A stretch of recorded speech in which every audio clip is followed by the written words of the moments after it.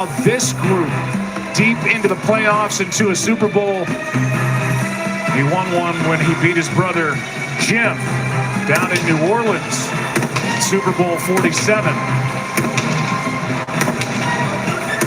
I mean, you got cannons going off, you got fire and tumultuous seas. You got that guy. I mean, it is sensory overload when you come here. It's a great atmosphere, and they're excited about their Baker Mayfield-led Bucs.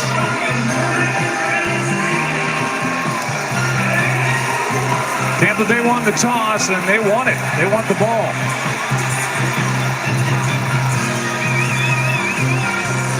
Nobody could find the kicking tee, and finally Justin Tucker has located it, and so off we go.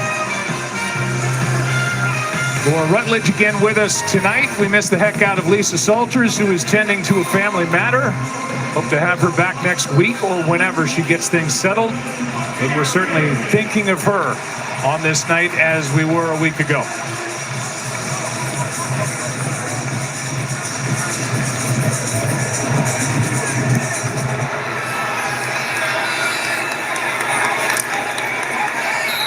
Sean Tucker, the reigning NFC Offensive Player of the Week for his oh my gosh. One of the officials just went down. Got run into by one of the Ravens. He popped right back up. He's okay. Here are the season numbers for Baker Mayfield and the total of 17 touchdowns. This is good as Baker Mayfield has ever played. And he started the week all alone with his 15 touchdown passes through the first 6 weeks. He's just playing with so much confidence, much like he did last year. But remind everybody that, again, for him, he's got a new offensive coordinator. Last year it was David Canales who got the Carolina job. This year it's Liam Cohen, and he has blended right in with what he's been asked to do. And he's done a lot of this, and he slides, and that will make first-year offensive coordinator Liam Cohen happy. He's not too psyched about watching Baker Mayfield get hit. He's been running a lot, been getting hit a lot. Liam Cohen is an interesting story. He comes from the McVay coaching tree. Rashad White, that kind of got this three-headed monster going. He's back, missed last week. And Mike Evans, who was iffy during the week, hurt the hamstring last week in New Orleans, but good to go.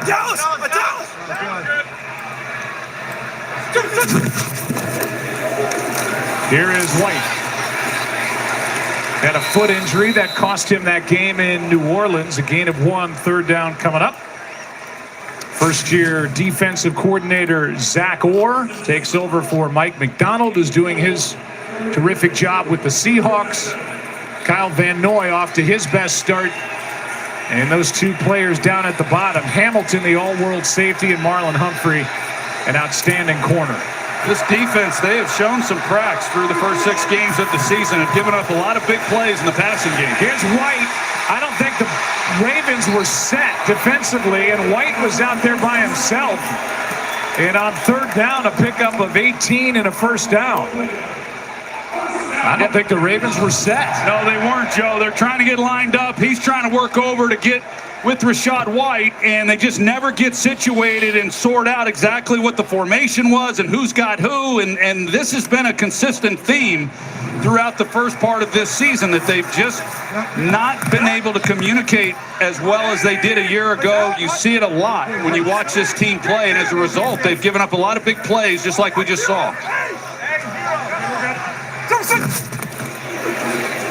Here's White left side, and not much. Well played. Owe was in there on the stop. Trenton Simpson, who was taken over for the departed Patrick Queen, was in on the tackle as well, a gain of 1. Well, you talked about Liam Cohen coming in as the offensive coordinator. Hats off to Todd Bowles as the head coach. And last year he had to go out and make a decision, hire an offensive coordinator, get the offense going. And as I mentioned, he did that with Dave Canales. You don't anticipate that a year later that guy's going to be taking a head coaching job, but if he does, you've got to find another offensive coordinator. They're hard to find, but this has been a good fit. Here's a nice find. Bucky Irving takes it to the 40. A gain of 4, so it's third down again. Cohen is bounced back and forth He's been with the Rams and went to Kentucky as the offensive coordinator, then back to the Rams and back to Kentucky. And he said, I figured it out, that you don't really go home again. I'd been there, done it. I was ready for the next challenge, and now he's calling the offense, doing a tremendous job with the Bucs. He is, and it was his time in Kentucky that really put him on Todd Bowles' radar screen for him to even be interviewed for the OC job. They run it on 3rd down and 5. It's Irving, and he's going to be a yard short. And if you run it on 3rd down and 5, that's probably telling you they're going to go for it on 4th and 1, and they will. There's no doubt. And that's exactly what Todd Bowles said to Liam Cohen, that, hey, we've got 2 downs to pick this up. And if they had thrown it incomplete, maybe they don't go for it in that situation. But run the football, make this manageable. Offensive line really already on this possession doing a pretty good job against this front.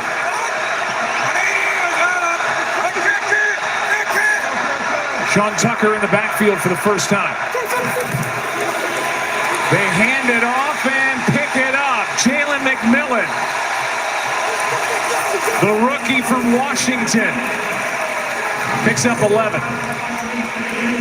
Good blocking out on the edge. You got Mike Evans and then Chris Godwin. They're able to secure it and get the ball to the rookie McMillan as he comes across on the fly sweep, and a nice pickup to keep this drive alive. First career rush attempt for Jalen McMillan, guy who took Wildcat snaps in Washington, so he's used to running it when they need it.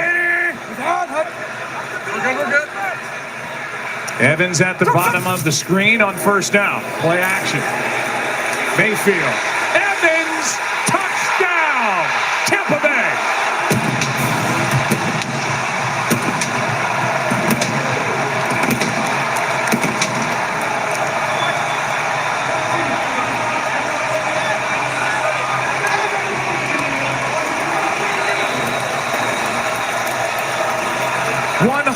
Career touchdown catch for Mike Evans. And playing with that bad hamstring as he limps along the sideline after the first score of the night. A really well-designed play, and Baker Mayfield reads it out perfectly against that coverage, and a wide-open Mike Evans. You were going to circle him before the play, weren't you? I was. Yeah, I should have. If your play-by-play guy would just shut up. 7-0, Tampa Bay on top. They'll take a look at Mike Evans' 100 career touchdown catches. They brought him back. They're glad they did.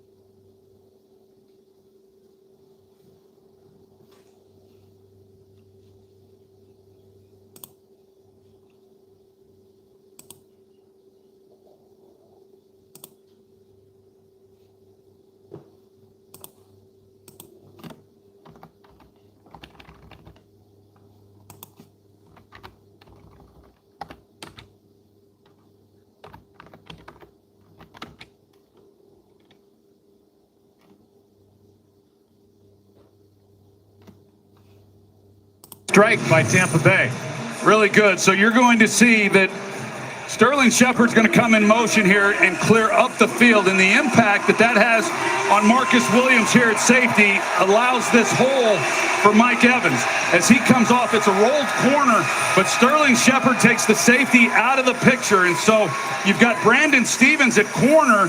He has to honor this flat route that comes out towards him with the back. He's got to recognize that he got that responsibility, but it opens that hole then in that defense. A really good design offensively by getting Sterling Shepard through the defense, and even without a great throw, Evans was so wide open. Maybe not a great throw, but well-timed. He let that fly before Evans turned around, and there it was. No question, and really well done. And speaking of well done, yeah, it's the fourth game in a row that the Bucs have scored on the opening possession. So they've been playing from a lead the last several weeks. Here is a nice return by Chris Collier. Just added again to the active roster from the practice squad. A return of 36 yards. Look at that number at the top. In his career as a starter, Lamar Jackson is 22-1 against NFC teams. Yeah, so he's just got to get to a Super Bowl, you know, and then he wins. But that's been obviously anyone who's followed the Ravens, Lamar Jackson in his career, he's been a two-time league MVP. He's done a lot of amazing things.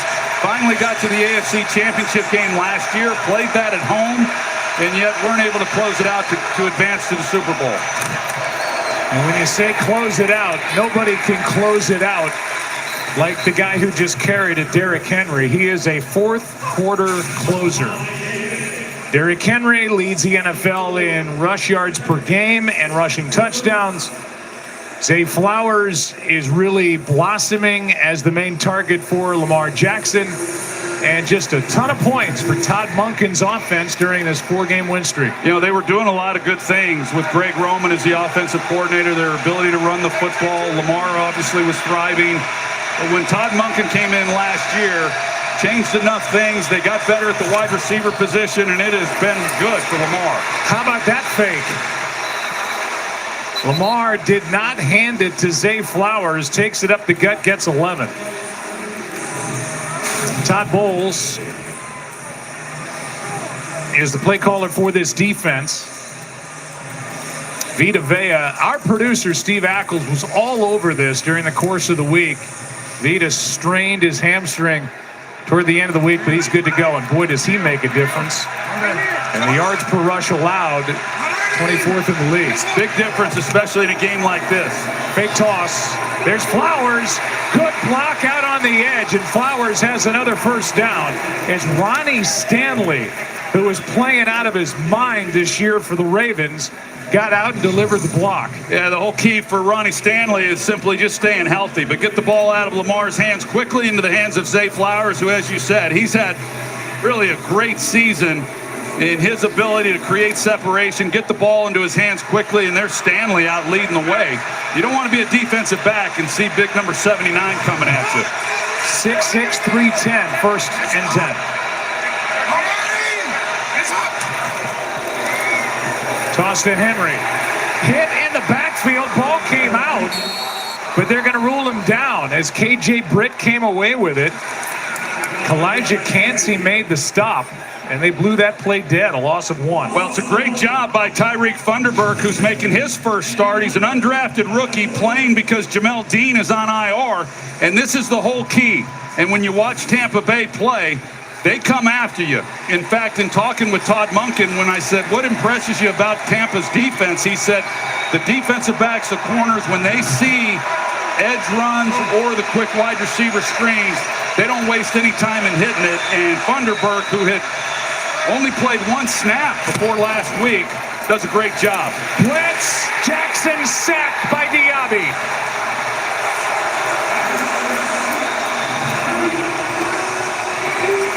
And I'm not sure how a guy 6'4", 270 can hide, but Lamar Jackson never saw him. No, he doesn't see him, but he comes around. They run a game with Levante David, so he takes one. You see the twist, and then you've got Diaby, who's able to come underneath.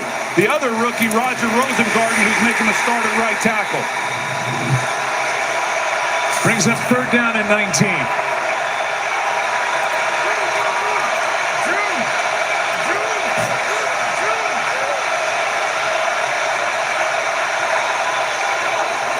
extra men on the rush. Winfield got there.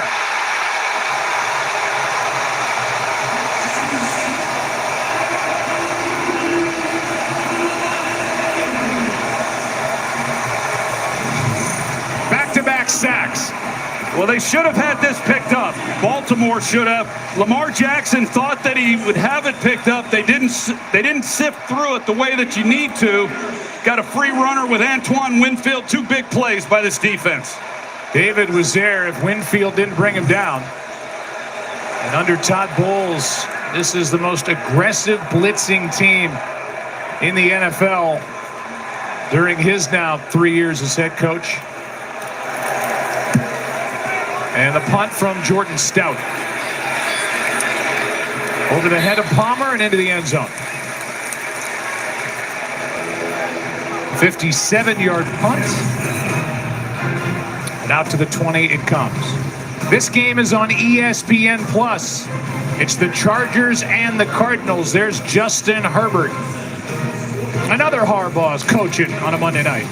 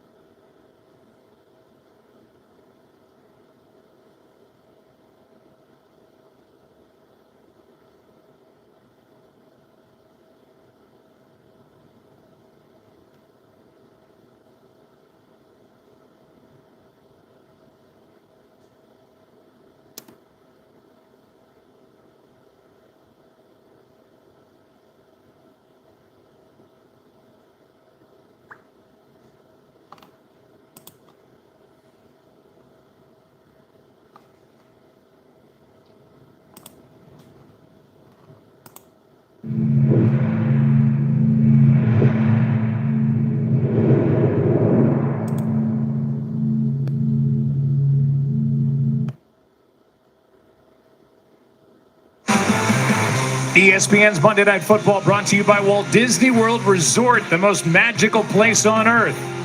And Progressive Insurance. Protect the stuff you love with Renters Insurance. Visit progressive.com. In August, the Bucs awarded 4 high school seniors with their Girls in Football Scholarship, a program which is awarded annually to high schoolers across the country that participate in organized football and have plans to use their degree to impact the sports industry.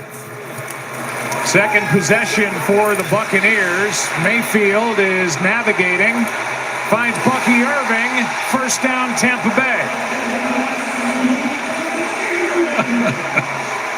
I tell you what, you got to buckle up. When Baker Mayfield leads the pocket, it's going to be a bumpy ride. You're never really quite sure exactly what's going to happen, but he's able to navigate all those bodies and still keep his eyes down the field. Bucky Irving, he's trying to help out in protection and then just leaks out. And he's able to find a soft spot, turn what probably should have been a sack into a first down. We're good.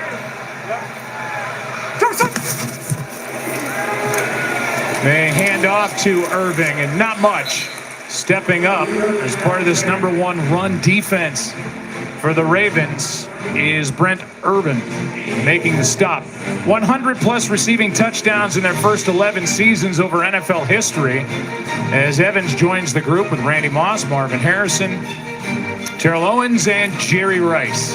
That's great company. Boy, you're not kidding. And there's no doubt that Mike Evans, he will be joining all of them in the Pro Football Hall of Fame one day. Second down and 9.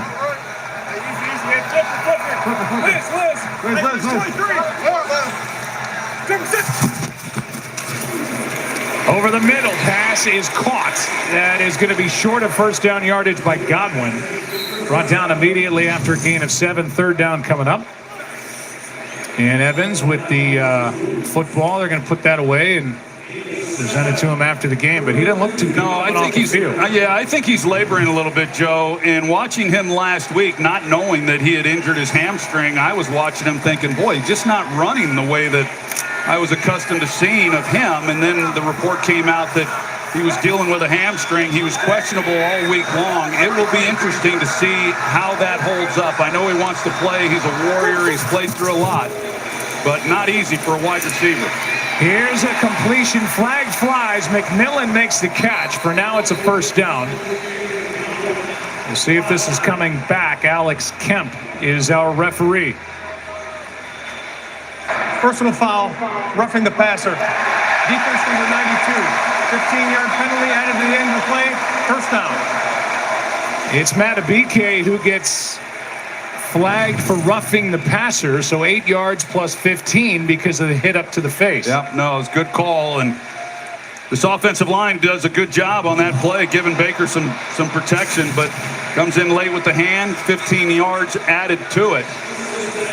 You know, right now, the rookie, Jalen McMillan, he caught that ball, and we saw him on the reverse earlier, picking up the first down. He started the year as the third wide receiver and then got injured. And Sterling Shepard kind of took over that role. But for tonight, it looks like it might be McMillan's. Here's White. Plows down inside the 30 as we send it down to Laura Rutledge. Laura. Well, Joe, you and Troy talking about Mike Evans dealing with this hamstring injury. And after he limped off the field pretty noticeably after the touchdown pass, some athletic trainers came over and checked on him. He just kind of shooed him away. He's going to keep trying to tough through this. But Baker Mayfield did tell us probably targeting him more in the red zone more than anything else, just trying to keep him as healthy as possible in this game. We'll continue to keep an eye on it, though. His 6th touchdown catch of the year. Yeah, and such a big part of his game. They haven't hit it this year is, of course, the one-on-one looks, the big plays down the field. I don't know if there's a better deep ball receiver than Mike Evans in the league right now. Here's Irving. He's got a first down. It was the Buck and Tuck show against the New Orleans Saints last week with Irving and Tucker, and it was Sean Tucker out of nowhere coming up with 192 yards from scrimmage and 2 touchdowns. And those two filled in brilliantly for the injured Rachaad White, who missed the game with a bad foot. Yeah, they really did. And now, you know, what a nice situation Liam Cohen has as the offensive coordinator and using those guys, because Sean Tucker, you know, he hadn't had that opportunity. He got it last week, made the most of it, and he definitely earned the right to get some more carries. This is Irving. Nice cutback. Full head of steam. And a first down near the 10.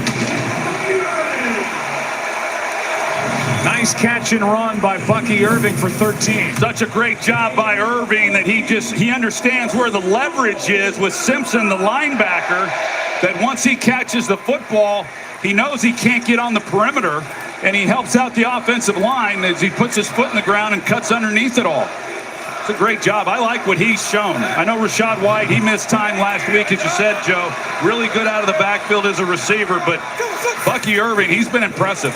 Here's a chance for White. Trying to get blocking out in front of him. Mout couldn't get out there, and it's a short gain of 1, 2nd and goal. Well, and this is a defense that, again, we're just not used to seeing teams do to the Baltimore Ravens what teams have done this year. And the job that Mike McDonald did last year, there really was nowhere to go but down. But this has been a different group from the one we saw a year ago. They've had problems with communication, as we pointed out on the opening drive. They've given up a lot of big plays. 2nd and goal, a shot for Evans, incomplete.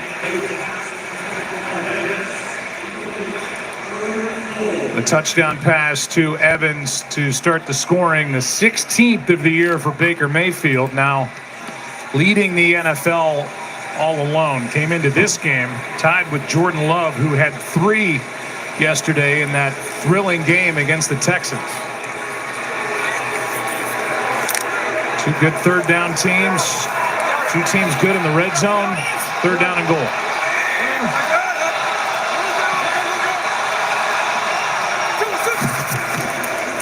Everybody spread out.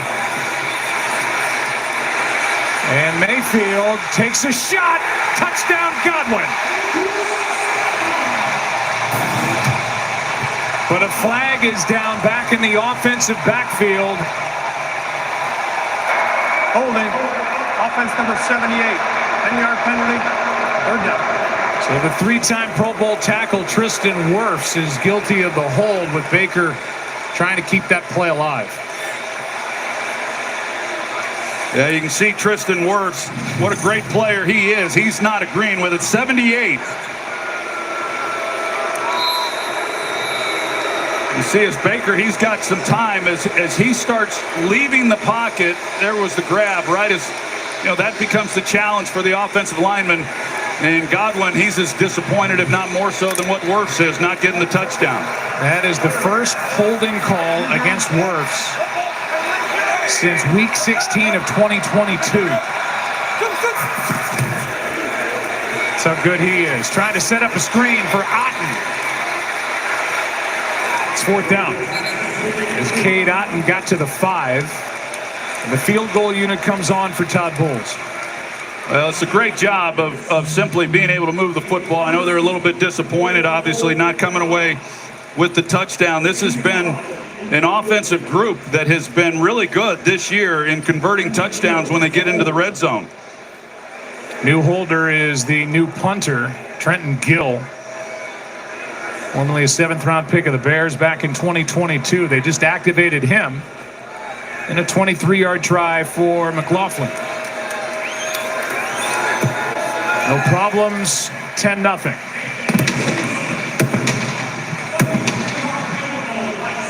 And a good start for this Tampa Bay offense against the Ravens defense. Yeah, no, it's really good. And even though there's still a lot of time left in this game, when you look at Baltimore and the way they have played offensively, when it's tied or they have a lead, they really stay committed to the running game. When they get behind, even though it's still early in the first quarter, they tend to start abandoning it pretty quickly. So that would play right into the hands of Tampa if they, in fact, go that route.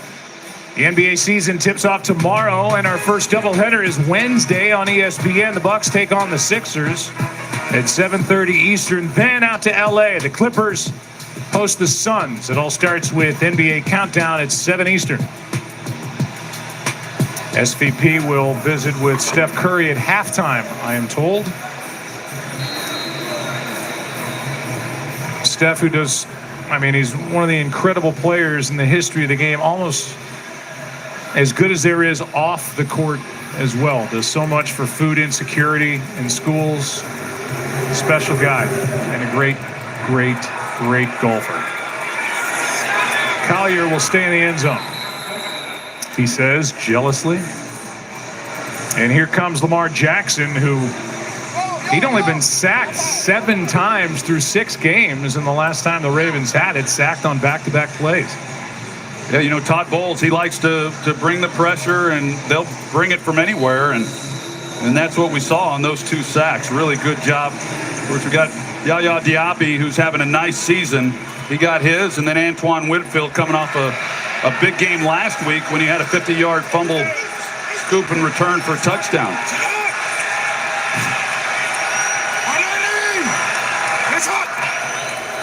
Last play of the quarter, play action.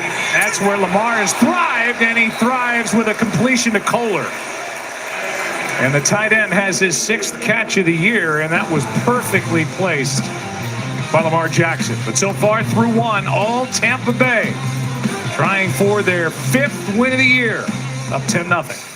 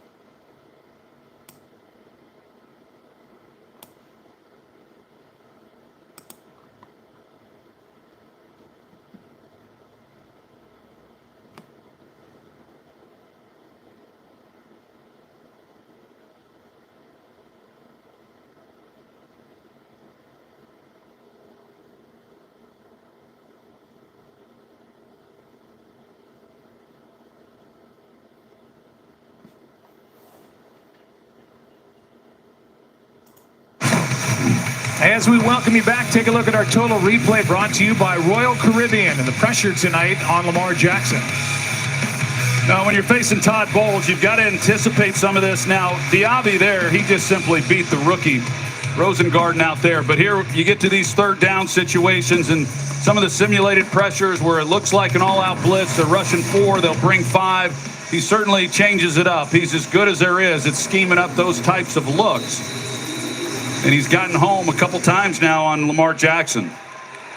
He did such a tremendous job, Todd Bowles, when the Bucs won Super Bowl 55 in 2020 against an injury-ravaged offensive line of Kansas City. He was as big a reason why they won it all as anybody. Here's Flowers, nice cutback.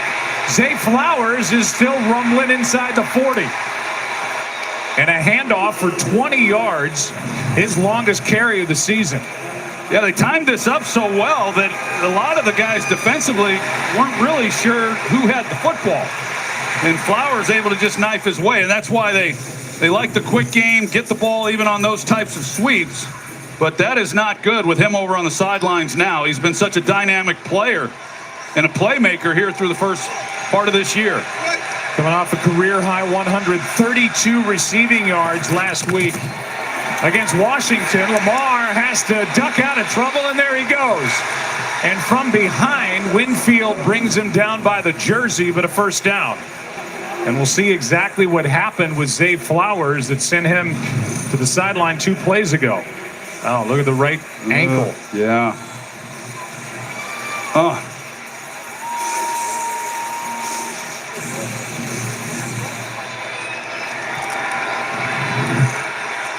Ravens with 3 straight first downs and hopeful that their top receiver can continue.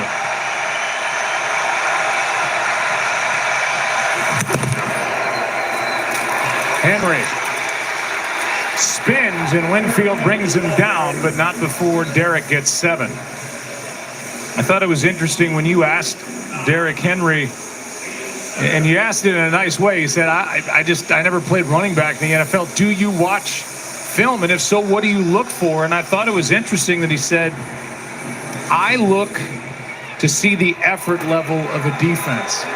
He likes the effort level of Tampa Bay's defense, but if he sees weakness, he knows that's going to be his game. Yeah, I'm sure, based on what he's been able to do in his career, he has seen enough weakness from some defenses. Here's a throw and a nice catch for the first down by Likely. Lunging grab, and Isaiah Likely has his 19th catch of the season for 10. Isaiah Likely, this Flowers, I think that might be what we see as we go through this game, him coming in and out. And how healthy is he and how much will he be able to contribute? First and goal.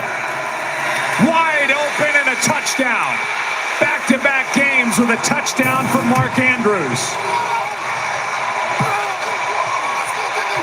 With his college buddy, Baker Mayfield, watching from the other sideline. Well, not a lot to this, really. They try to get a jam on Andrews as he comes off the line of scrimmage.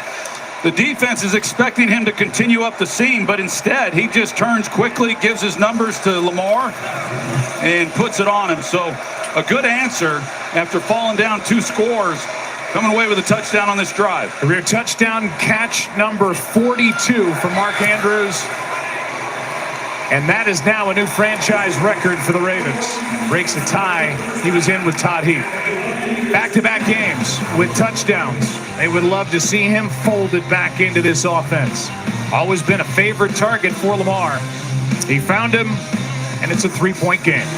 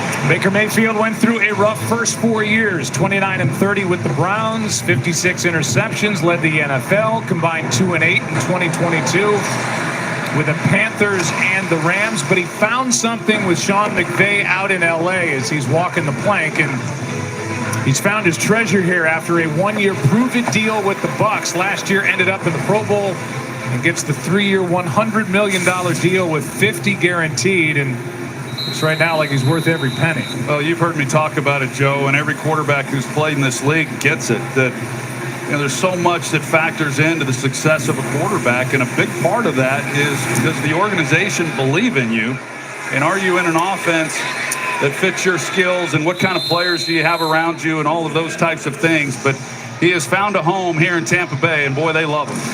And tonight he's been able to extend plays, which is what he's done since coming to Tampa Bay, really into the league. And here's one of his better plays, finding Bucky Irvin. Yeah, I mentioned it earlier when he was scrambling. It is, it's quite a ride when he starts to scramble, and you never really know quite what's going to happen. He's been able to extend some plays. He's not the fastest guy, but he does have mobility, as we just saw. But he's had his most success when he gets back and gets the ball out of his hands, both last year and what he's been able to do this year.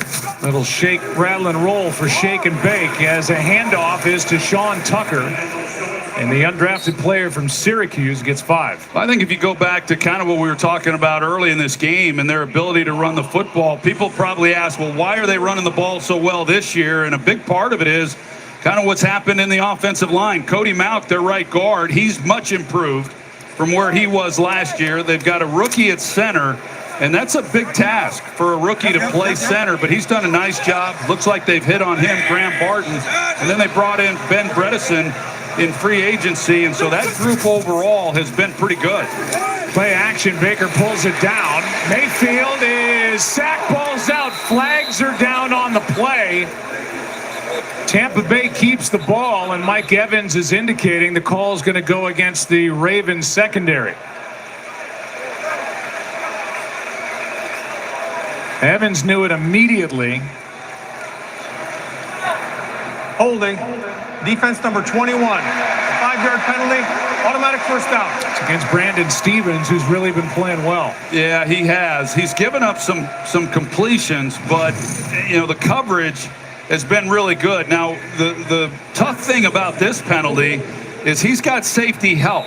So he's just trying to jam him and keep him from getting off the line of scrimmage, and yet he gets called with a penalty, and there's Baker getting contorted in the backfield. They only rushed 4 on that play. Had 5 to block him up. Penalty negates the sack.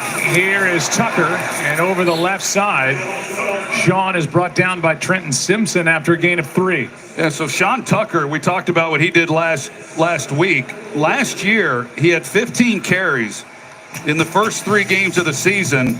Didn't have another carry the rest of the year. And then this year, it had just 2 carries prior to last week, and then he goes off. So he got his opportunity again last week, finally, and made the most of it.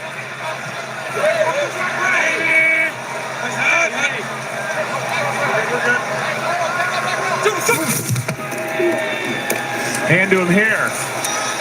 And up the middle, he's brought down at the 47 with a gain of 4. So a third down coming up. So far, the Bucs 2 for 4 on this down, 3rd and 3. Yeah, this has been a down where they've been really good, and at the end of a ball game, a lot of times turnovers obviously a big stat that tells the story, and then who wins on. Within 8-9 yards of him as he makes a grab for 13 yards. Well, they've got Roquan Smith, who is trying to show that he's blitzing here, but he's responsible in the man coverage for White. But they run the natural pick, so you've got the 2 slants on the outside, and that's what the offense is looking for. Defensively, you have to know that that's coming. And if you're going to try to show blitz and cover a running back out of the backfield, that's pretty difficult to do. Too easy for Tampa Bay. Hand off to White. Kyle Hamilton makes the stop, but a nice carry of 8. I will tell you already, I know we've got a lot of football left, Joe, but I did not anticipate Tampa running the football as well as they have already in this game. I thought it was going to be really tough against this group, and that offensive line doing a really good job, and they've been able to pick up some pretty good yardage. See, they're giving up 59 rush yards a game. They've given up 59 already. Here's Otten. He gets tripped up, but not before Cade picks up a first down. Hamilton with the tackle, but a gain of 4.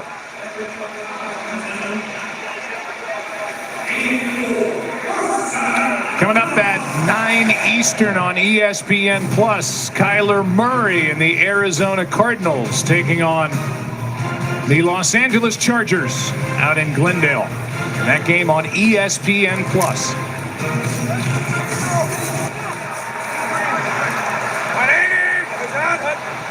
Murray, a Heisman Trophy winner. We've got 2 going at it in this game. Here's White. Bends it back and takes it to the 25. You look at what Tampa has been able to do here in this first half. They came in running the football a little over 40%. And how were they going to play it against this Baltimore defense, knowing that they're really good against the run, cannot just get into a drop-back passing game with Baker, try to maintain some balance. They've done that. They're running the ball over 50% here in this first half. But more importantly, they're having success with it. So it becomes a lot easier then for Liam Cohen to continue to call it. Mayfield, end zone shot. What a beauty, but incomplete for Mike Evans. And he comes out of there grabbing the hamstring.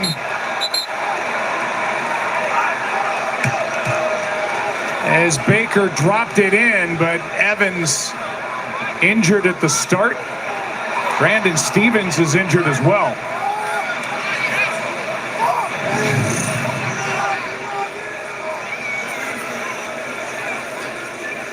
Perfect throw, no touchdown, and injuries on top of it.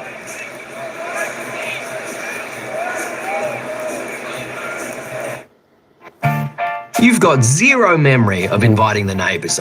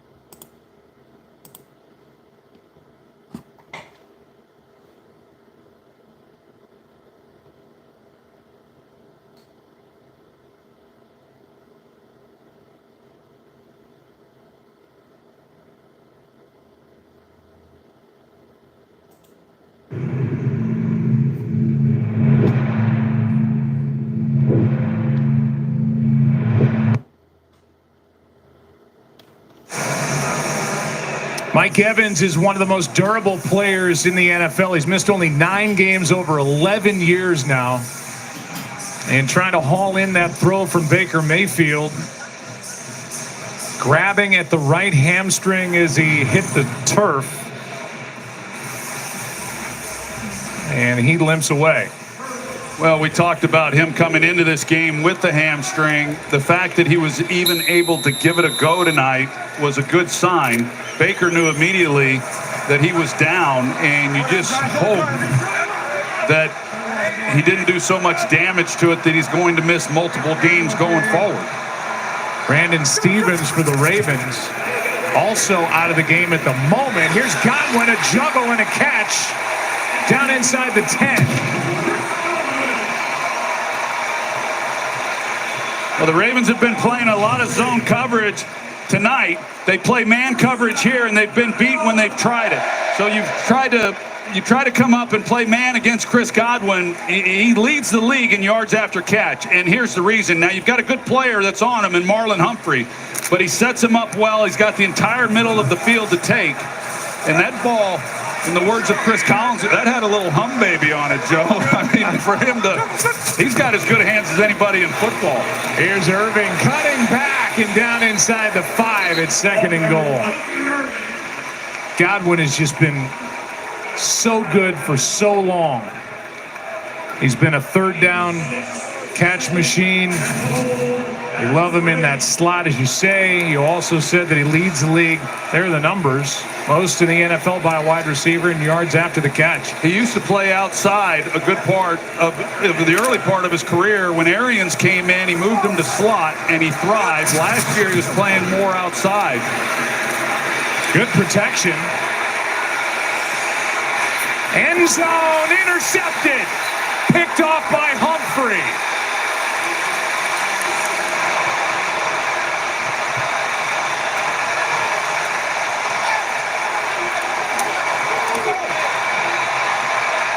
And exactly what the Ravens needed. And it's the 3rd of the year for Marlon Humphrey. Baker never saw him, Joe. He came off of his player and got underneath this throw perfectly. Ravens take over. Down 3. ESPN FC is here all week. This is the statement result of the weekend. He is the heart of that team. The best we've seen in 10 years. ESPN FC, daily on ESPN and ESPN2. The MVP of Sports TV brings you the latest highlights, interviews, and segments. Best thing I saw today. Let him love you. Sports Center with Scott Van Pelt on ESPN. Where will your wins take you?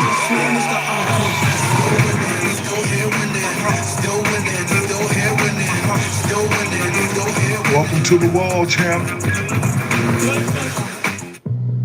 The octagon has more than 8 sides.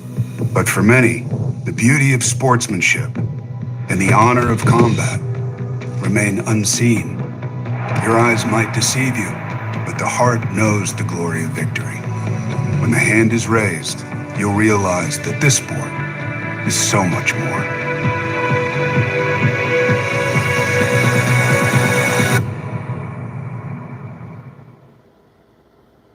This is Sports Center with SVP. We welcome you to the nation's capital. With the latest highlights. Oh, come on. An astounding catch. And that little spark you got all of from cotton candy? Cotton candy and drinking. Kind of the same. Interviews. Terry McLaurin in studio with us. There's nobody in the world playing better golf than Bryson DeChambeau, man. And segments. Best thing I saw today. Let him love you. Sports Center with Scott Van Pelt on ESPN.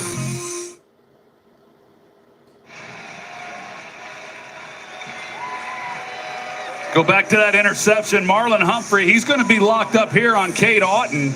And you see as he comes off the line of scrimmage, he's reading the quarterback, Mayfield, and he's there on Otton, but he drifts underneath McMillan. Baker Mayfield never sees him at all. And as Baker sets up there and he's getting ready to throw it now, Marlon Humphrey does step out of bounds. And so if you're at home wondering, is he able to then intercept it, it does not apply to a defensive player. So he was fine coming back in play and being the one who intercepted it. Great play by Marlon Humphrey. And think about what just happened for the Bucs. Here's Henry. Henry gets 10 plus. Give him 12. They went from a drop with Evans on a beautiful throw from Baker Mayfield, and the injury to Evans, it looked really bad. Here's the drop. And then Evans limped off the field. followed up by this, the interception. Yeah. What a big turn of events. No doubt. I mean, the drop, you're thinking, well, we might have just given up 4 points. And then with the interception by Humphrey, really good job, because takeaways have been hard to come by for this Ravens defense. Pressure on Jackson. Braswell can't get there. Downfield, he's got Bateman. Great move. Rashad Bateman looking for a block. Down inside the 10.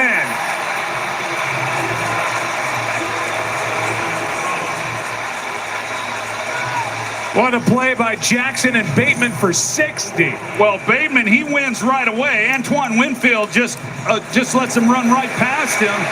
And if it weren't for Braswell being there on Jackson, it would have been a touchdown. But Bateman, once he gets past, he sees that his quarterback's in trouble. Lamar does everything he can to get it down there. Just a total blown coverage. And now a timeout taken defensively by Tampa Bay. 60 yards to set up 1st and goal, and we're back in 30 seconds after a word from PayPal. Did you just pay with PayPal? Yeah, and the cashback's wild. Are you guys feeling this? I want to pay with you everywhere. Keeps my info safe, even at the shady lemonade stand. What are you calling shady, mister? Oh, like this is fresh squeeze. Give me a break, Logan. I want to pay with you everywhere. Let's go! Oh, someone likes the show. Every payment, everywhere, every time. Pay with you everywhere. Don't just pay, PayPal. First down and goal. Boy, Rashad Bateman has really settled in, too. There's a big lineup out there for the Ravens. They've got big Patrick Ricard in at fullback and 2 tight ends in the game. 1st and goal. Jackson protected. Spins out, throws for Henry, and well over his head and the head of Antoine Winfield Jr. I think Lamar was even kind of laughing to himself about that. Could you imagine having that kind of speed and ability to where, I mean, you don't see it at this level the way that we've seen it from Lamar Jackson over the years. I'll ask you, can you imagine having that speed and ability? But like we talked about coming in, he's always had that. And the last several years, what he's done, especially what he's doing this year, has really been something from the pocket. He has been carving some people up. Straight run by Jackson, a leap, and in he goes. Touchdown, but a flag is thrown out on the edge. It's sitting at the 6, and it's coming back. Holding. Offense number 77. 10-yard penalty. 2nd down. That is Daniel Fa'alele, who is settled in at right guard. Former tackle. Guilty of the hold. Yeah, I don't know if there's much here. He's right in the screen. They either mis-ID'd it or just totally whiffed on the call, because I don't see anything that suggests a hold. Russell? Yeah, I agree, Troy. There's not a lot there. I don't see any restriction that affected his ability. I think John Harbaugh agrees. And now both teams have lost a touchdown to an offensive hold, but that one, if it was called against Fa'alele properly, that not a good call. 2nd and goal from back at the 18. Here's Hill. Justice Hill with a convoy. Touchdown Ravens. No flags.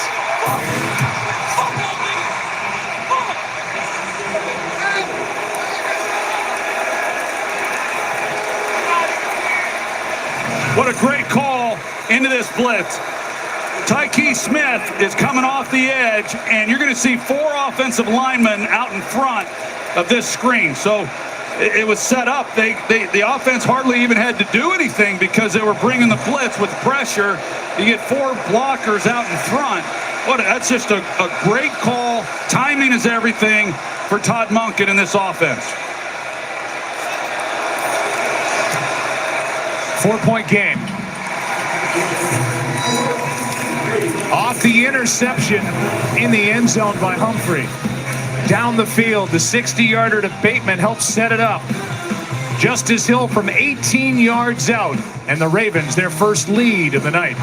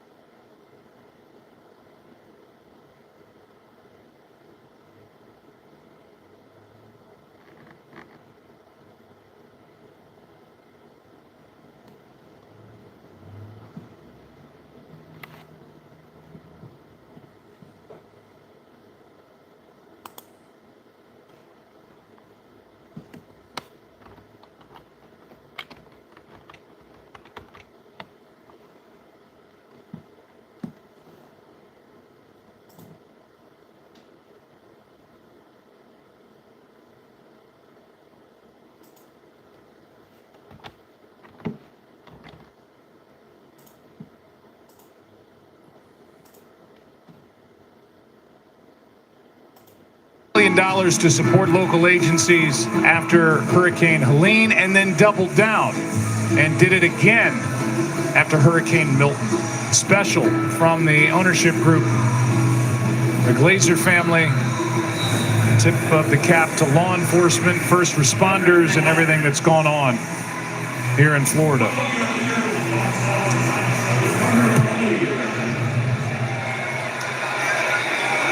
Let's send it down to Laura Rutledge. Well, we just found out, Joe, that Mike Evans is officially out of the rest of this game with a hamstring injury. We saw the significant pain that he was in as he went off the field, and even trying to get up the tunnel. They were trying to put his shoe back on. Guys, he was in so much pain he couldn't even put his shoe back on. Yeah, it obviously didn't look good, and it was a 14-point swing in this game, and who knows how long big number 13 will be out for the Tampa Bay Buccaneers. Yeah, and they've got a big rematch next week against Atlanta. Lost in overtime in Atlanta just a couple of weeks ago. Here's Tucker. Good blocking out on the edge. And doing some of what he did in New Orleans, a 16-yard carry for number 44. Yeah, no, he's showing everybody what he's capable of doing. And Sterling Shepard, number 17, he's out there on the edge blocking Brandon Stevens. We talk about it a lot. The key to the success that they've had running the football, obviously the offensive line and the backs, but when you run the ball well, the wide receivers are out there doing their part, and Sterling Shepard was there. Buccaneers 5.3 yards per rush. Ravens came into this game allowing 3 yards a rush in the #1 run defense in the NFL. As Tucker is brought down after a gain of 2. It's been back-to-back years of not just the fewest rush yards per game, but fewest rush yards per carry for the Tampa Bay Buccaneers, and now look where they are at 8th best in the league, and they look good here tonight. They do, and as I mentioned, it's not what I anticipated, but now when you've got a half of football and running it the way they have, the offensive line is confident, the backs are, the quarterback believes in it. It's only going to get better as we move through this game. Godwin can't make the catch. Fastball from Mayfield, and a little too far out in front. 3rd down and 8.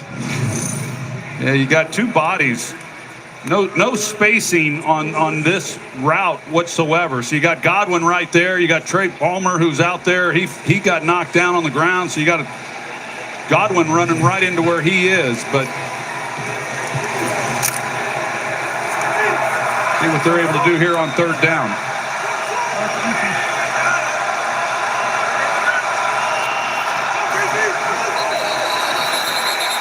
And it just got harder.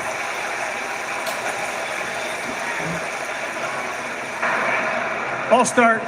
Offense number 67. 5-yard penalty. Third down. That is Luke Gedeke, who missed 4 games with a concussion. So he comes back wearing the Guardian cap. And he got an early start. Yeah, you mentioned it. I mean, this is the first time since week 1 against Washington that they've had their starting 5 linemen on the field. Someone has been out. You mentioned Gedeke, he missed time, and then of course last week Barton once they got Gedeke back. Now third down and 13.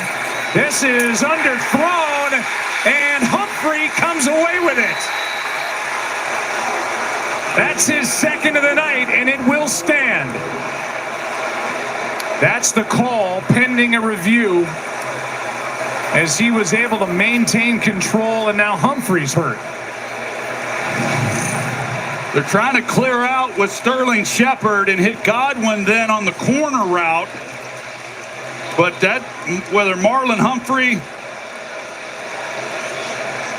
or Nate Wiggins out there, both just was nothing there for him to try to fit that ball in. He's betting that Shepard's going to take Humphrey out of there. Now it's just a question of how injured is he. What a pick. Able to secure it, keep it off the ground. Mayfield 2 interceptions over his last 3 passes. Ravens have it up 4.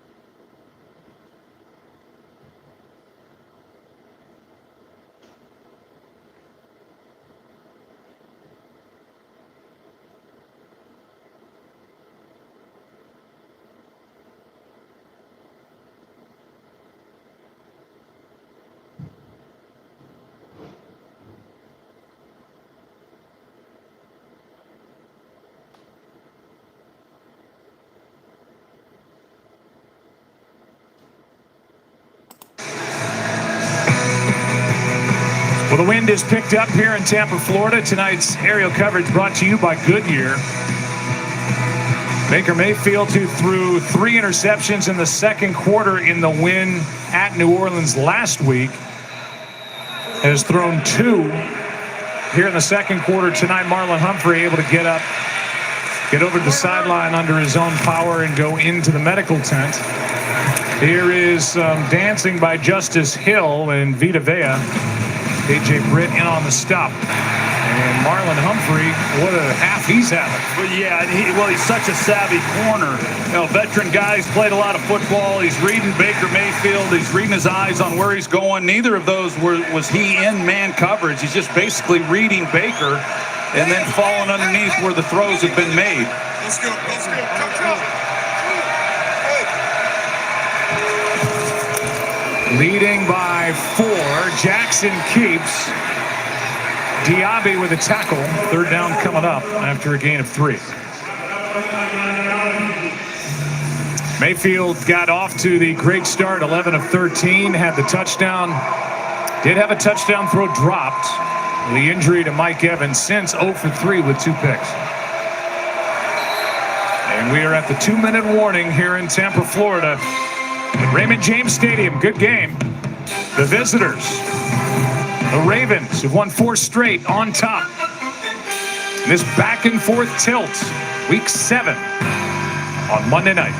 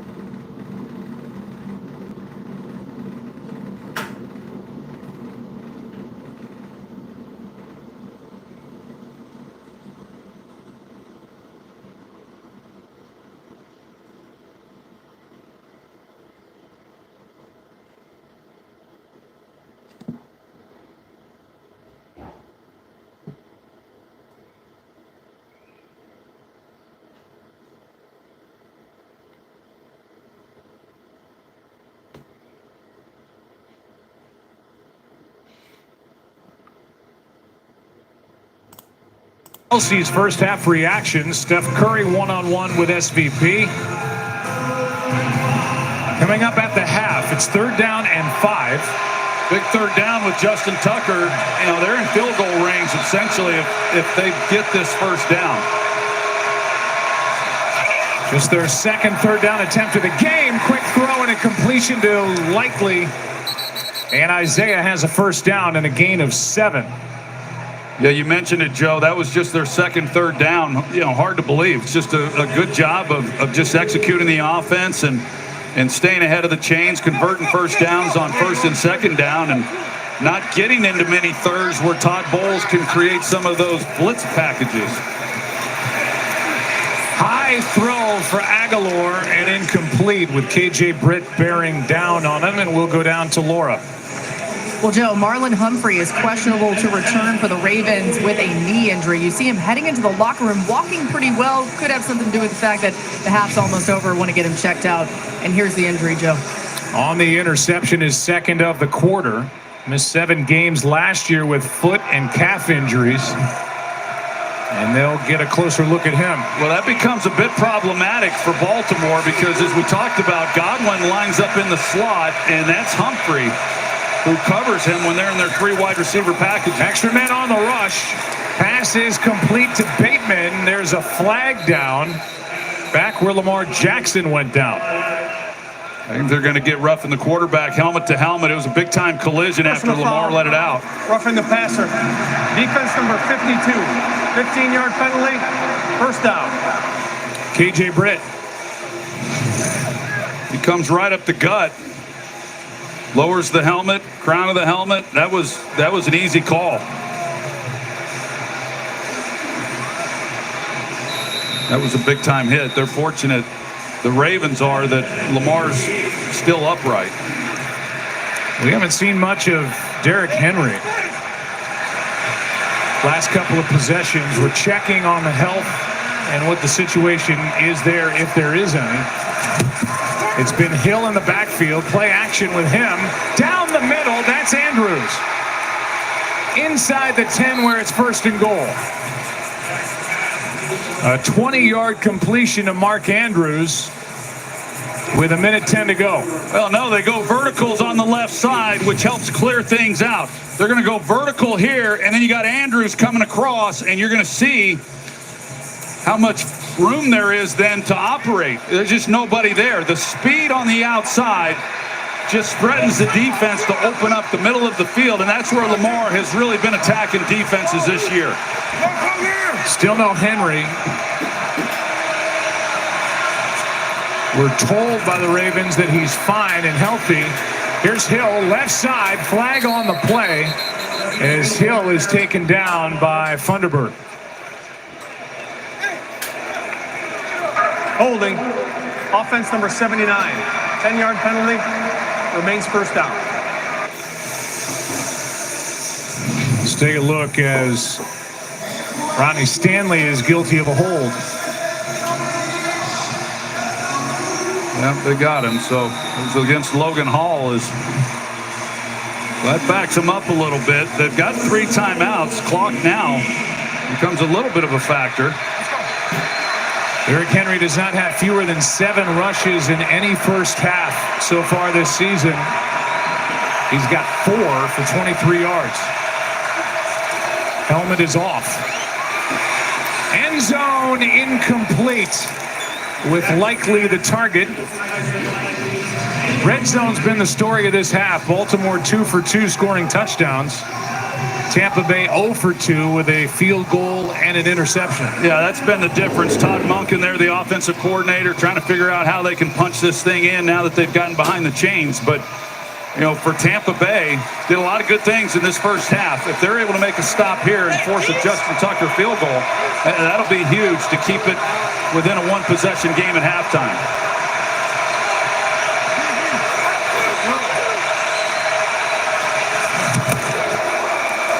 Hill again, flag again.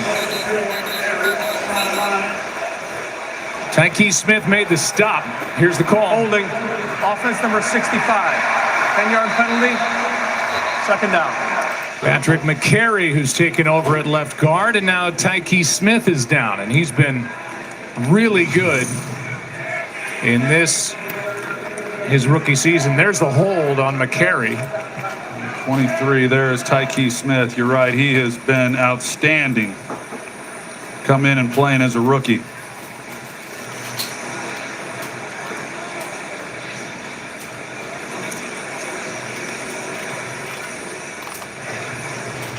So we'll see if Tyke Smith, who's been a nice find, 3rd-round pick from Georgia, can get up. We're going to take a break. 26 seconds left in the half, 2nd and goal with the ball back at the 28 when we come back.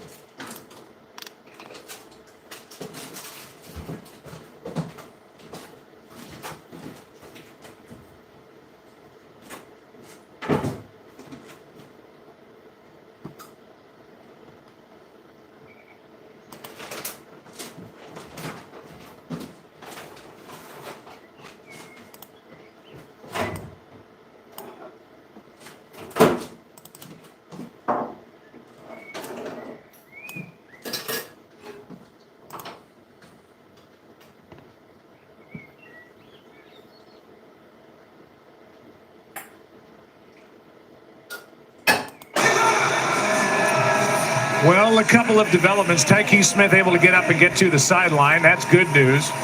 for Tampa Bay. Maybe not good news is that Derrick Henry's in the huddle for the Ravens. They had first and goal at the 8. Now they've got second and goal at the 28 after 2 holding calls. Yeah, well, they've gone the wrong direction. Tampa Bay's okay with that. Even with Derrick Henry in the ball game, Henry, as good as he is, when they're throwing the football, a lot of checkdowns, screens, a lot of simple type packages that he's a part of. Justice Hill is the bigger threat, and he's in the backfield with them as a receiver. Second down and goal. There is Hill. Braswell makes the stop, and a flag. We saw this movie last Monday night. We did.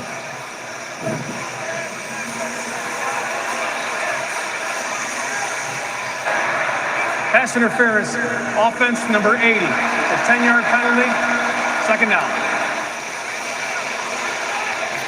Offensive pass interference on Isaiah Likely as he grabbed a hold and interfered with Christian Isian. Back him up a little bit more. So Tampa Bay, they're perfectly fine with all of this. Now we're starting to get out of field goal range for Justin Tucker. Well, and I said Baltimore's got all their timeouts, but now it's down to 19 seconds in the half. So clock is becoming a factor, even though they've got all their timeouts left. Be a 56-yard try from this spot. They gain no more yardage. Hill again looking for a block. Got one from Likely. There is no flag. And timeout taken by the Ravens before a third and goal with 12 seconds left. Next Gen tells us that Justice Hill holds a 65-7 snap edge on Derrick Henry inside the 2-minute warning this season. Could be one explanation. Here is Lamar Jackson doing what he does so well, extending plays. This the 60-yarder to Bateman. Well, you mentioned Bateman and the year that he's had, and he's healthy. He's doing a lot of good things, and I just think the weapons that they have, the offensive line has really come together. They shuffled things up a little bit from where they were to begin the season, and they've started to gel, of course. But Zay Flowers being banged up, he still has been in the ball game. But yeah, a lot of attrition here in this first half on both sides. The wind is picked up and it is blowing in from our left. So in the direction the Ravens are heading. Here's Aguilar wide open. And he's down to the 10-yard line and makes it basically a chip shot for Tucker on 4th and goal. That was a big pickup of 20 yards. Yeah, they wanted a little bit more, of course, and Tampa Bay playing pretty soft, knowing the situation. Just keep everything in front of you and don't give up the touchdown. So overall, the penalties obviously hurt Baltimore, but for Tampa Bay to get out of this, just giving up 3 points after that second interception by Baker Mayfield, it's a good job by them. Now, Baltimore does get the ball to start the second half, so they'll be in possession of it when we return. 7 seconds left, 28-yard try by Tucker.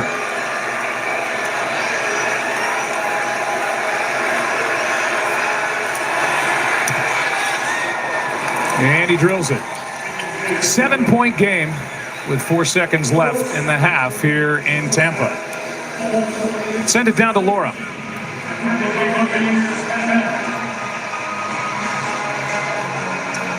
Yeah, Joe, sorry about that. Tyke Smith is being evaluated for a concussion over on the Buccaneers sideline. We'll keep you posted on that as he's an important part of their defense now. Yeah, there's no doubt. Questionable to return, and he was in on a tackle of Justice Hill right here, and he got hit from behind by KJ Britt. Well, it's a big blow. One, because he's a really good player, and he's done some nice things, but as we came into this game, Jamel Dean is on IR, so they were already a little bit short-handed. He's been playing great, Jamel Dean. Evans is out. Tyke Smith questionable. Rough opening drive for the Ravens with 2 sacks they allowed on back-to-back plays, but 3 straight scores for Baltimore to lead by 7.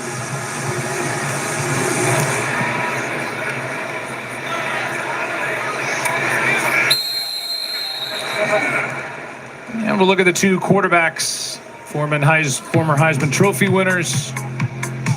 Throw Derrick Henry into that mix as well, also won the Heisman. There are the numbers, and it's been a problem in the red zone area for Tampa Bay, and the 2 interceptions by number 6. Yeah, they've just not been able to get it done, and you know, clearly that's the difference here in this first half. But you lose Mike Evans. That's such a big part of your arsenal in how you want to attack this defense. Off they go at halftime. Laura Rutledge is ready to go. Laura. All right, thanks, Joe. You're going to get the ball to start the second half. You want to see anything different offensively? Well, I like to see us not have the penalties. I mean, we got to clean up that. A little more detail, perimeter blocking, inline blocking. Don't hold them. We got to make sure we understand that. All right, Marlon Humphrey obviously being evaluated in the locker room right now, but 2 interceptions in the first half. What has he provided? Well, it's been used. I mean, that's been our 2 stops. So turnovers are big. I like to stop them a little bit before they get down there close to the red zone this time, starting out in the second half. All right, thanks, Coach. Joe. Laura, thanks. There have been 6 penalties called against the Ravens. They had only 5 penalties called total over the last 2 games. Definitely one of the storylines in the first half. 7-point lead. They get the ball to start the second. All-State halftime coming up next.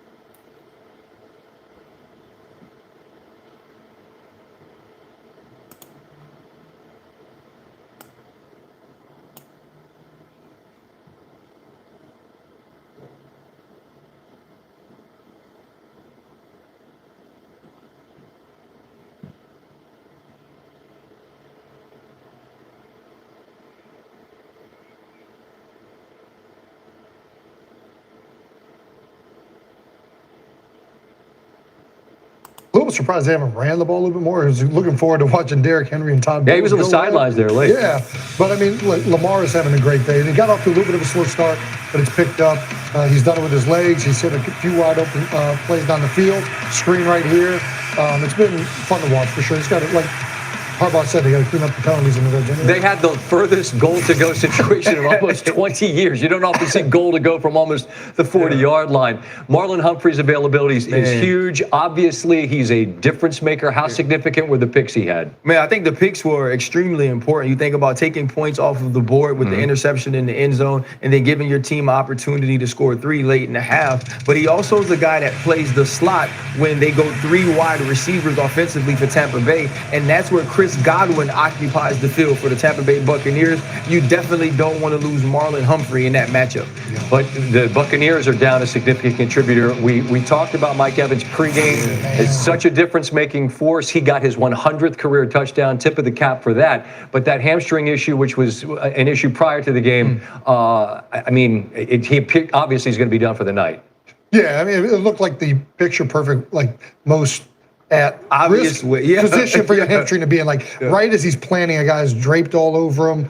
Hopefully he's all right and he'll be fine, available down the road. Probably not coming back tonight. Wide receivers and hamstrings, that's the type of thing that obviously is something you concern yourself with and could linger. And he did have a huge impact on this game prior to leaving. Over on ESPN Plus, a wild circumstance here as it's a deep ball to Jalen Reagor, and it looks like maybe he's going to go in. And this is such a skill these days, Ryan. That's Starling Thomas who punches it out. Cardinals take it. You remember we used to applaud Peanut Tillman for doing this maybe every 3 games. Now every game we see people searching the ball. This is a huge play in this game.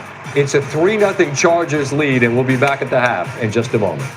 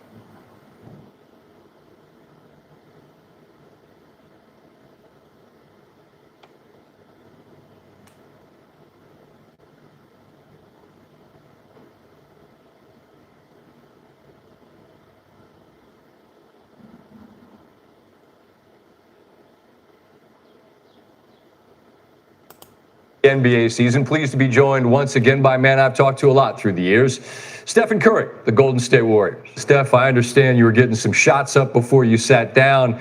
And given the finger injury, I'll just start with a health update. I trust that we're fine in the bottom of the bucket. You're all right?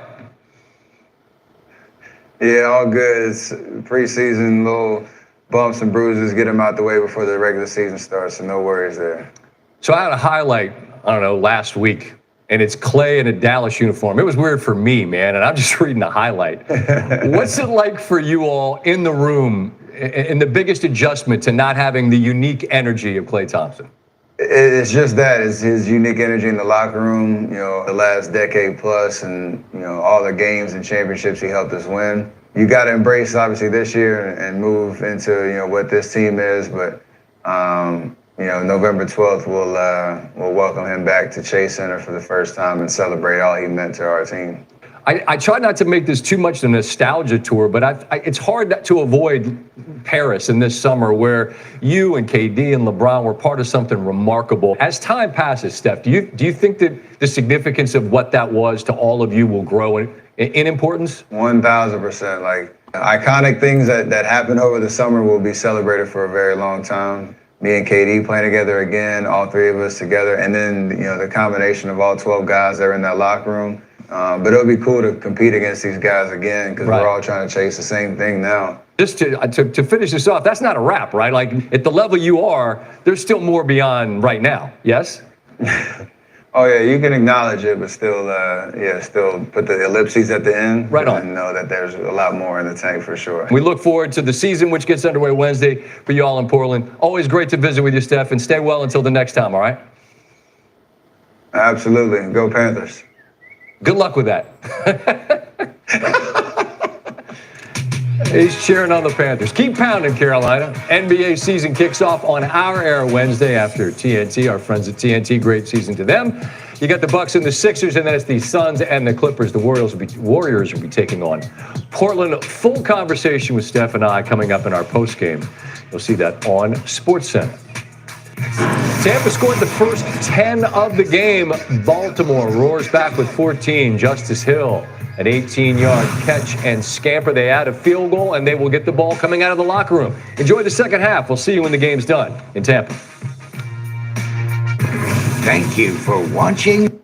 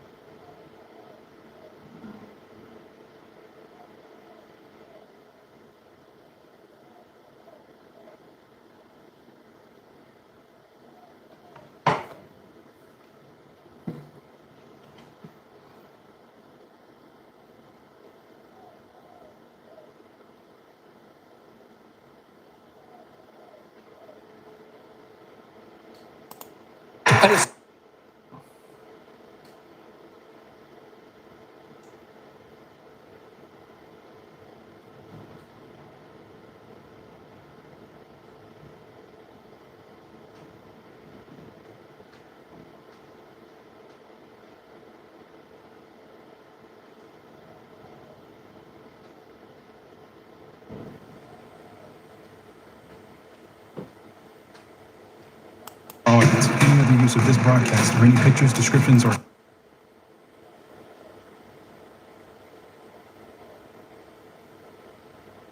target. It is a very pleasant night in Tampa, Florida, and what a matchup tonight. Both teams are red hot. Mayfield, Evans, touchdown, Tampa Bay. Mayfield reads it out perfectly. Wide open and a touchdown for Mark Andrews. Good answer after falling down 2 scores. End zone intercepted. Picked off by Humphrey. Justice Hill with a convoy. Touchdown Ravens.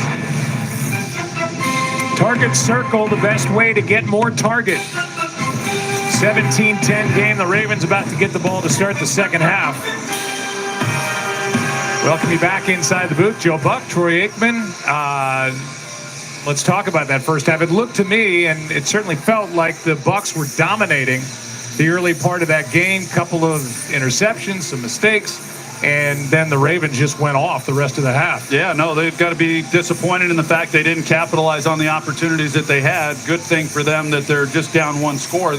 I guess the other thing, the good news, Baker had 3 interceptions last week against Atlanta, and they, got right back into the ball game. So he's been here, just a week ago. And how will he respond and come back here in this second half? That remains to be seen. He will watch his defense go to work. Laura Rutledge caught up with Todd Bowles as the teams made their way out of the locker rooms. And we'll play that for you after the kick.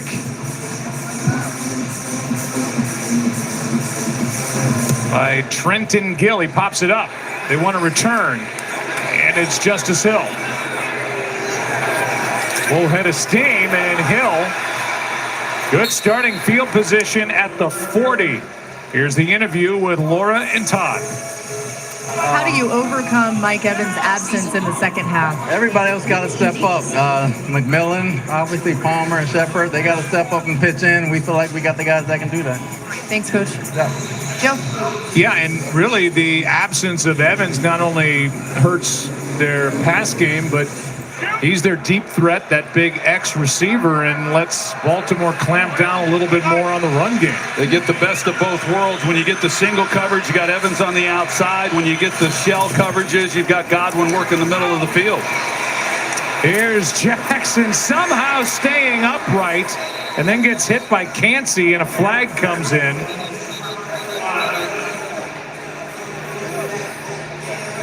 And we said going out.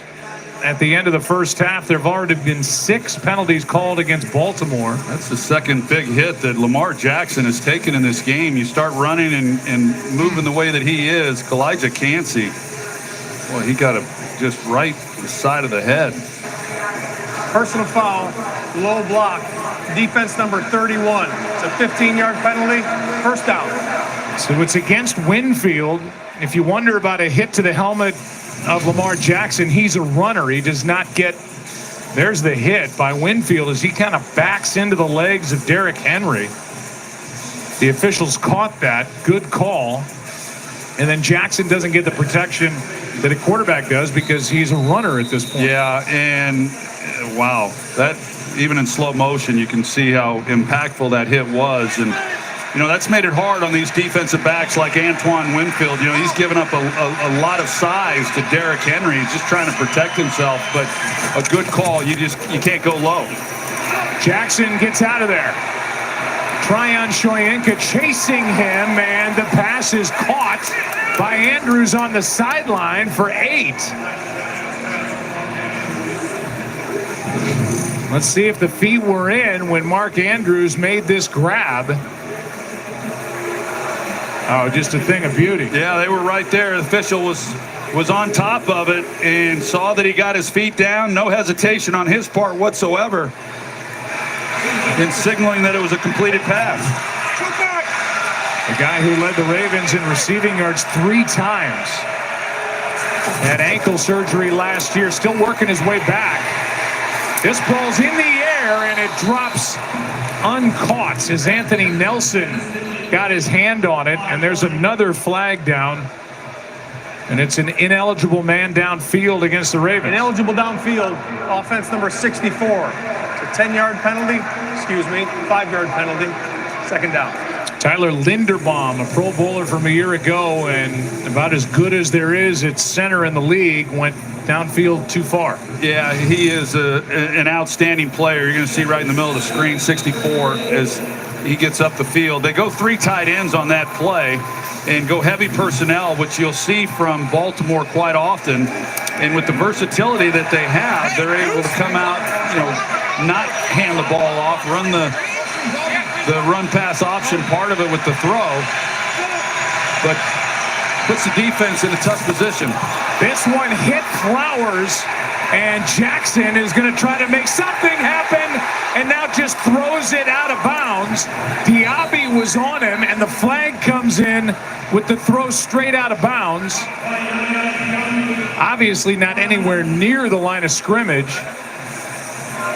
with regard to that throw. Might have been down by contact on top of it. Replay assistance. The quarterback was down before he threw the ball. It'll be 3rd down. And a loss of 20 on the play as this snap, I think, caught Zay Flowers. No, it did. I think it hit him in the helmet. Or right in the back shoulder. And Flowers knew it was coming. Wasn't much he could do unless he just dove to the ground. There Lamar is down by contact. It's Keystone Cops. It's an aborted play, doesn't go down as a sack, but a big one, a loss of 20, and it's 3rd and 26. Here's Hill out of the backfield, and Hill, trying to get there, will at least get inside the 35 and give Tucker a chance at a field goal here on the first possession of the second half. That's a big gain of 18. Yeah, well, it's a huge gain, and that's all that Baltimore was trying to do. That's the call by Todd Monken, just trying to get some positive yardage and see if they couldn't get into field goal range, which didn't require much with the leg that Tucker has, and got a lot more than really what they needed in order to give him an attempt. 18-yard gain and a 52-yard try by Tucker with the win. High snap, good hold, kick is good. Big play on 3rd down and 26. 18 yards to Justice Hill. And it's a 10-point game here in Tampa Bay with the Bucs about to get it here in Week 7.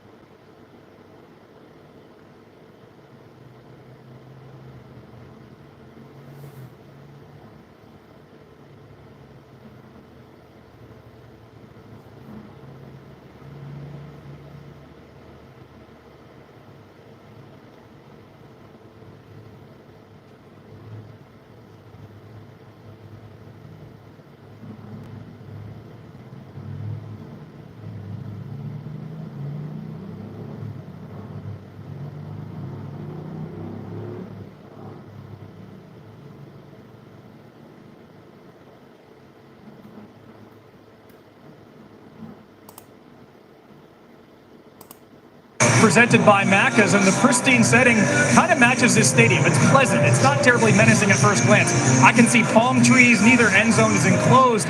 But when the sun sets, the energy changes here at Raymond James Stadium. The Ravens found themselves down 10. Baltimore hasn't come back from a 10-point first quarter deficit in more than 8 years. But gunslinger has a positive connotation in the NFL. We've got a pirate ship in the northern end zone. Baker Mayfield's been a bit of a swashbuckler in the second quarter. 7 interceptions on the season. 6 have come in the second quarter, 5 in the last 2 weeks. Now, last week cost him 27 second quarter points. This week was 17. Last week they were able to run the Saints off the field late. This week it's going to be a taller order against the Ravens team that not only has the best run defense in the NFL, but just extended their lead to 10.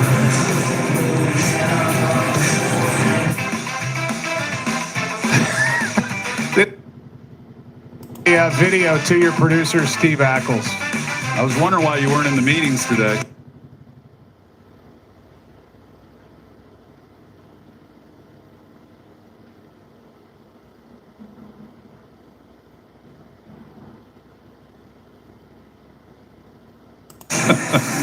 How was it? I walk every Monday. I appreciate the invite. It was just spur of the moment, man. It was some dude under a bridge with jet skis. Tyler, my boy, my guy. Now your boys are going to see that and see how much fun that looks like.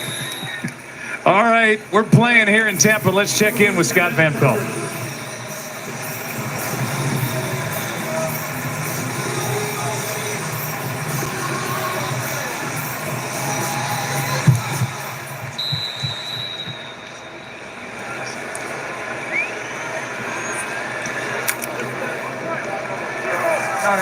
You know it, Scott.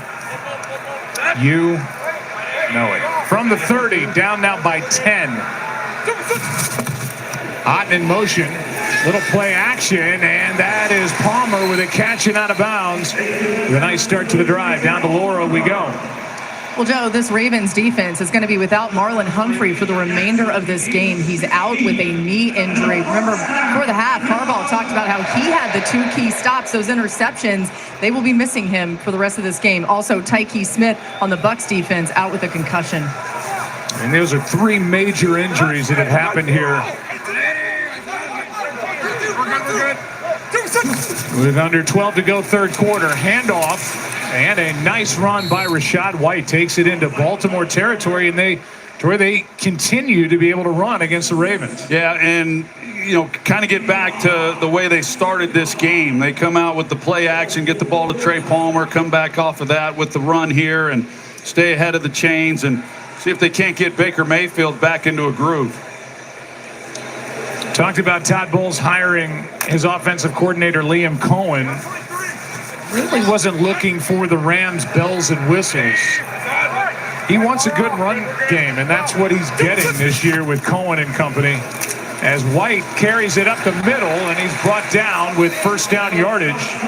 Back-to-back runs in a 4-yard gain. No, I think that any defensive coach in this league, if you are not an offensive-minded head coach that calls the plays, you better have some answers for when you lose your offensive coordinator. And I've said it throughout my career and since I retired.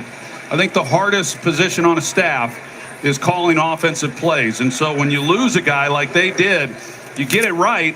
Canales was such a positive for this offense, and then he's gone after 1 year. Can you find a successor that allows you to continue to thrive? And Todd Bowles was able to do that. By all accounts, it was a good pick. Here's a catch by McMillan. Made a man miss. Roquan Smith makes the stop after Simpson missed the early tackle, no gain. Since the Bucs went up 10-0, the Ravens have taken over in this game, but a long way to go in a 20-10 ball game. Well, the loss of Marlon Humphrey, of course, is big for this defense in how they guard Godwin, because now he's here in the slot, and that would have been Humphrey on him. Hamilton was across from him, back at his safety spot, a gain of 4. Third down coming up. But like you said, then Tampa Bay, they're giving up, pretty big part of their offense with no Mike Evans. And that's been kind of the beauty of this attack, not just this year, but going back for the last several years when you've got both Evans and Godwin and their versatility in how you can attack a defense with both of those guys' skills.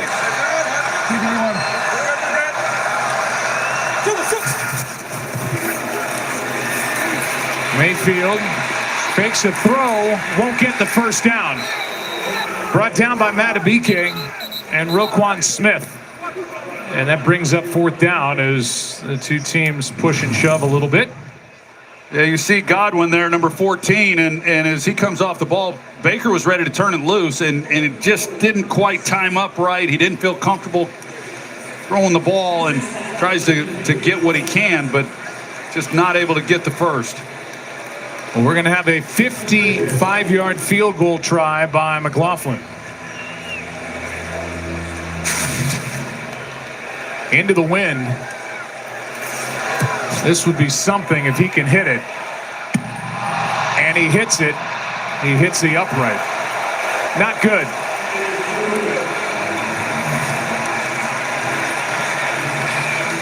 One thing you know when we show up, you're going to see a lot of flags. And you're going to hear this. And a lot of throwing. Bad sound for the Bucs. Still down 10.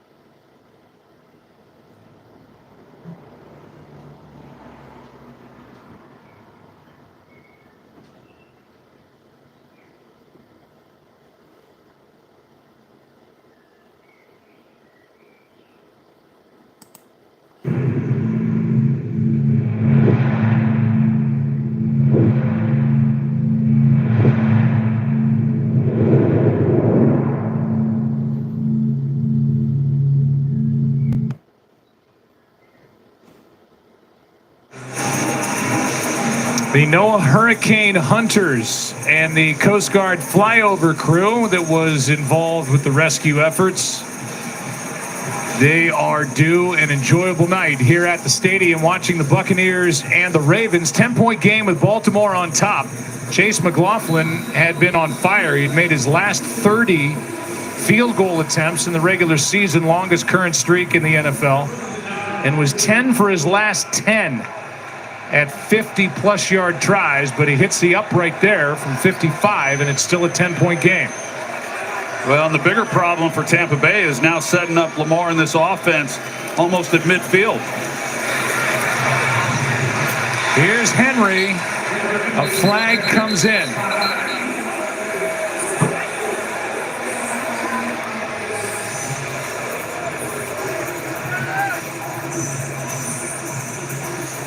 Here's the call. Holding.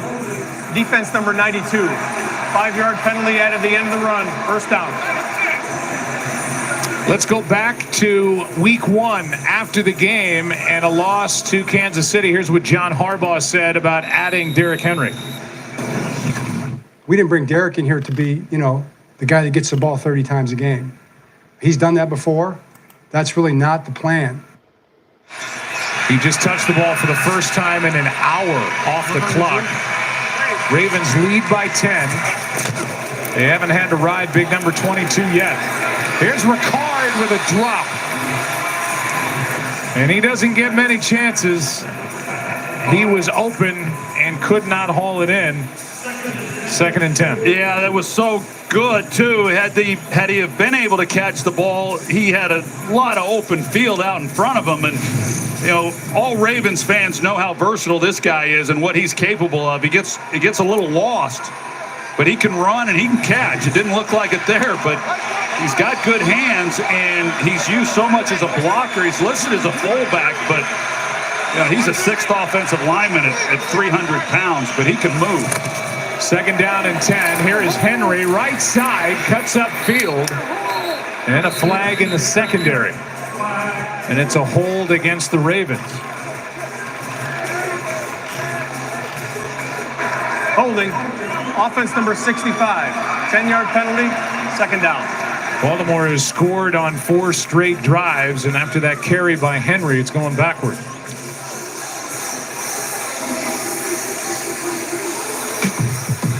First 6 games compared to tonight. And one of the reasons why we ran that clip with John Harbaugh is, yeah, he can say we don't want him touching it 30 times a game, but when they've needed him, they've ridden big number 22, and he has delivered. Oh, yeah, he has. And it was after that comment after week 1 that, you know, Derrick Henry really started to make his presence felt in this offense and what he was able to do. I mean, he's rattled off some big runs seemingly every week. Here's a home run shot for Bateman. Touchdown, Ravens.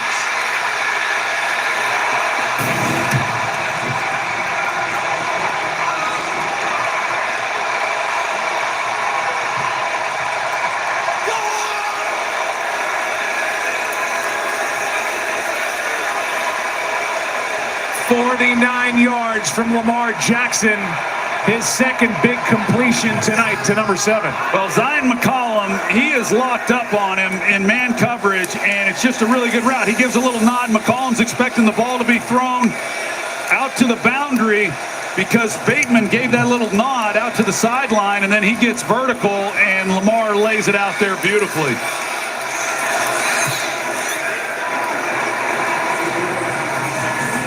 Bateman with 2 big ones. A 60-yarder in the first half, and now a 49-yard touchdown from Lamar Jackson. Perfect throw. Bateman's waiting arms, and it's a 17-point game for Todd Monken and crew. Ravens have won 4 straight, and they're rolling tonight.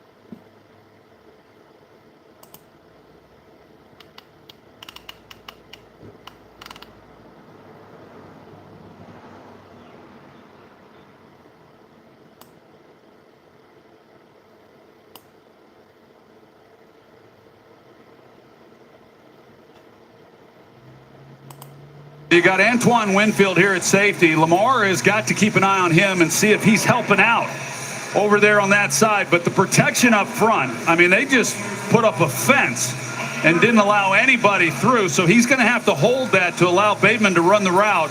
But he reads it out perfectly. He knows he's got one-on-one on McCollum. It's a really good route by Bateman, who we've talked about and what he's been able to do this year.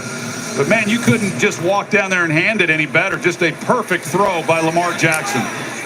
27 unanswered points put up by the Ravens. 48-yard throw, deepest of the year for Lamar Jackson. Goes down as a 49-yard touchdown completion to Rashad Bateman.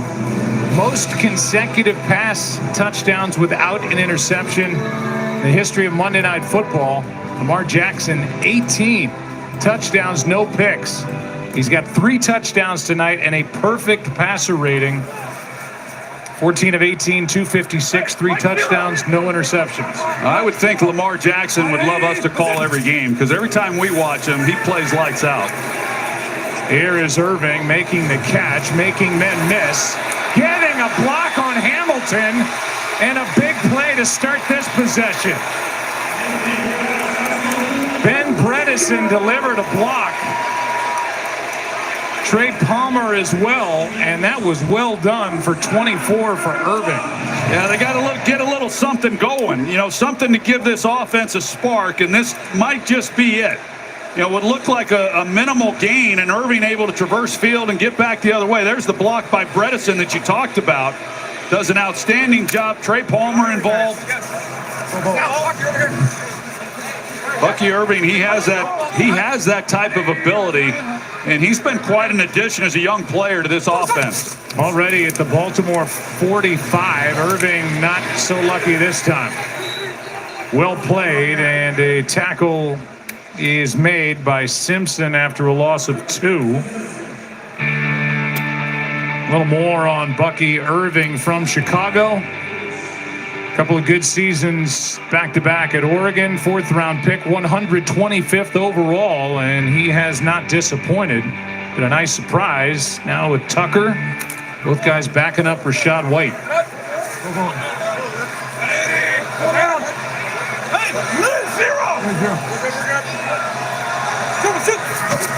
Second and 12. Good job by Palmer to knock that away from Wiggins.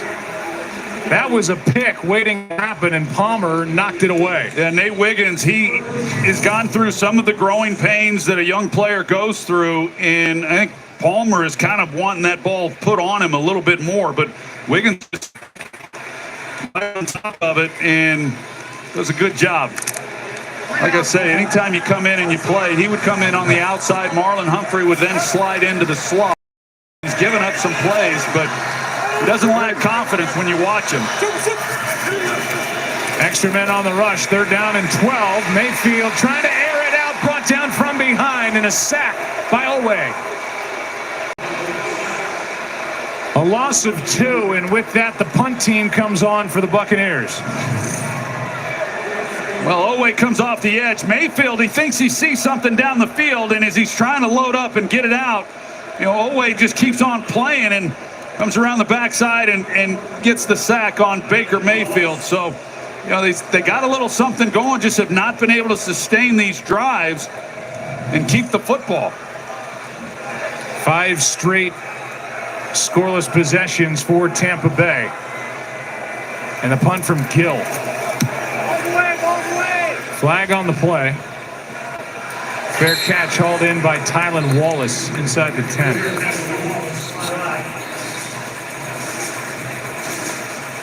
Looked like the defense was offside, and that's the call.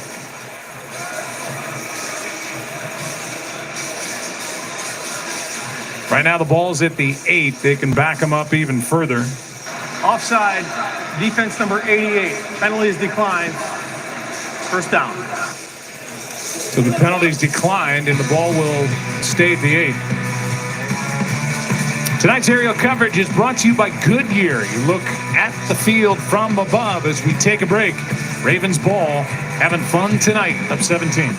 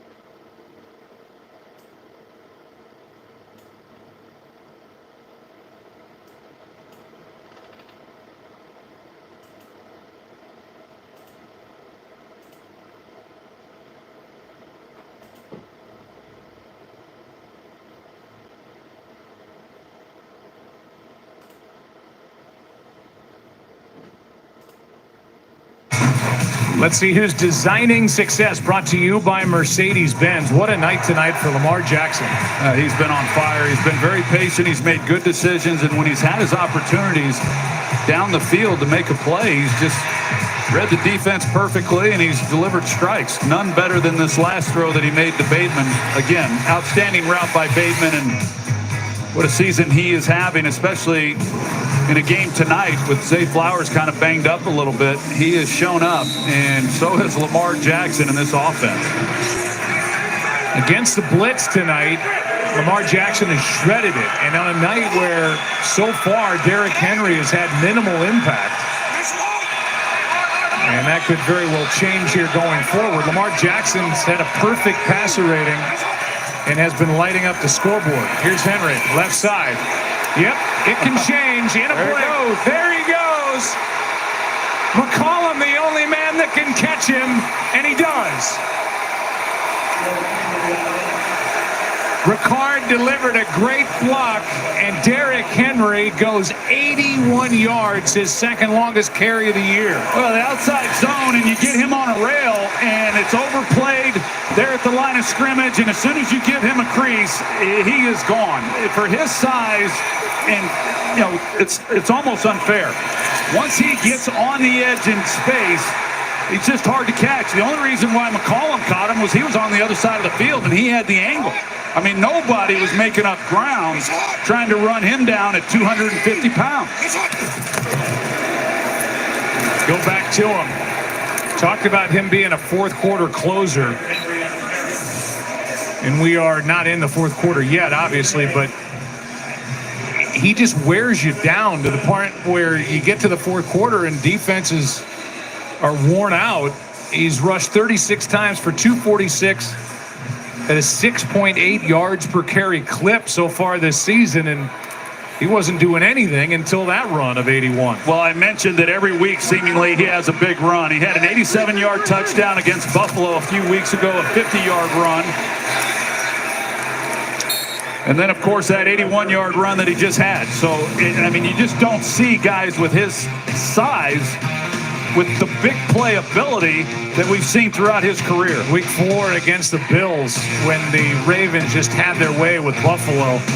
87 yards on the first play from scrimmage. It's got to be a lot of teams out there that had opportunities to bring in Derrick Henry that are kind of kicking themselves for not doing it. But he has been an absolute perfect fit for this Ravens attack. This one's batted down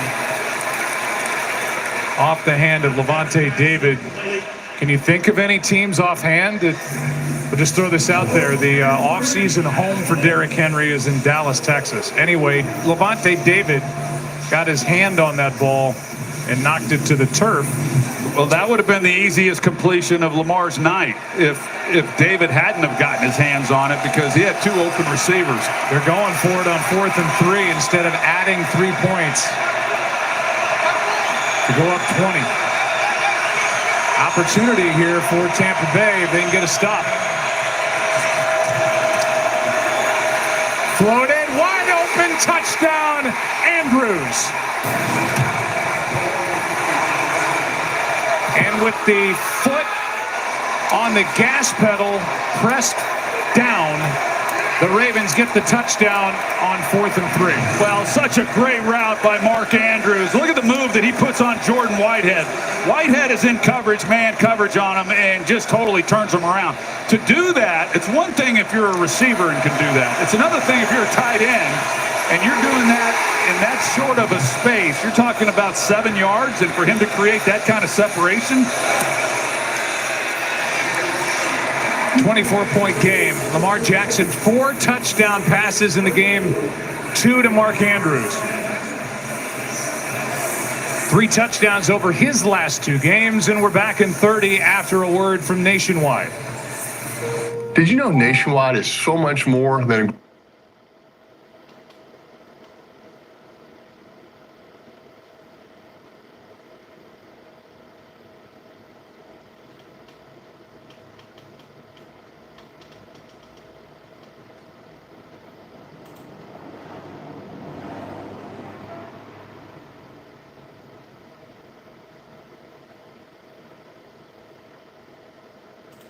your side. Now, Joe, we've talked about a lot of the weapons that Baltimore has, and Mark Andrews has been a big weapon for this team for a long time. He was Lamar's go-to guy for several years, and then this year, he has not been so much. He's been more of a secondary player with the receivers doing what they've been able to do. Isaiah Likely, who stepped in last year while Andrews missed some time. But don't underestimate what Andrews still has left and what he's capable of doing, because he is a security blanket still for Lamar. And that last route that he ran against a good player in Jordan Whitehead was outstanding work. Missed opportunities tonight for Tampa Bay. Here was an early touchdown that was called back. You see the flag fly for a hold. A drop by Mike Evans, but the bigger part of that is the injury that knocked Evans out of this game, and who knows for how long. The interception by Marlon Humphrey, one of two tonight for Humphrey, and then the 55-yard try that hit the right upright from Chase McLaughlin. Here's Irving. Up to the 34, a gain of 4. The start and the roll since that start at 11 of 13, now just 3 of 7. Well, it was good to see that they actually ran the ball there on first down. They're not going to be able to stick with that much as we wind down this third quarter, but they're then playing right into the hands of Baltimore, and that's not good for anybody, especially Baker Mayfield. Play action, wants to air it. He is nearly intercepted by Wiggins. And the rookie grabs at his chest as he gets up.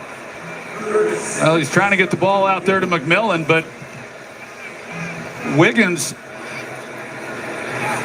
is okay, but he comes back. They've got safety who's kind of working over that direction, so Wiggins was able to be a little bit more aggressive. But overall, we saw the start that Baker got off to, and they've changed up some looks for him, and he just hasn't gotten a clear picture on a lot of these throws. 3rd down and 6.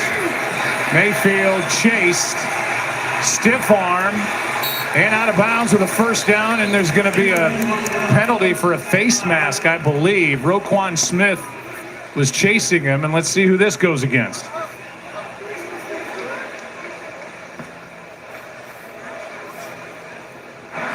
Personal foul, face mask. Offense number 6. It's a 15-yard penalty, still 3rd down. So Mayfield is guilty of the face mask, and this takes a 1st down away as he grabbed the face mask of Smith. About that, that's not one you see often.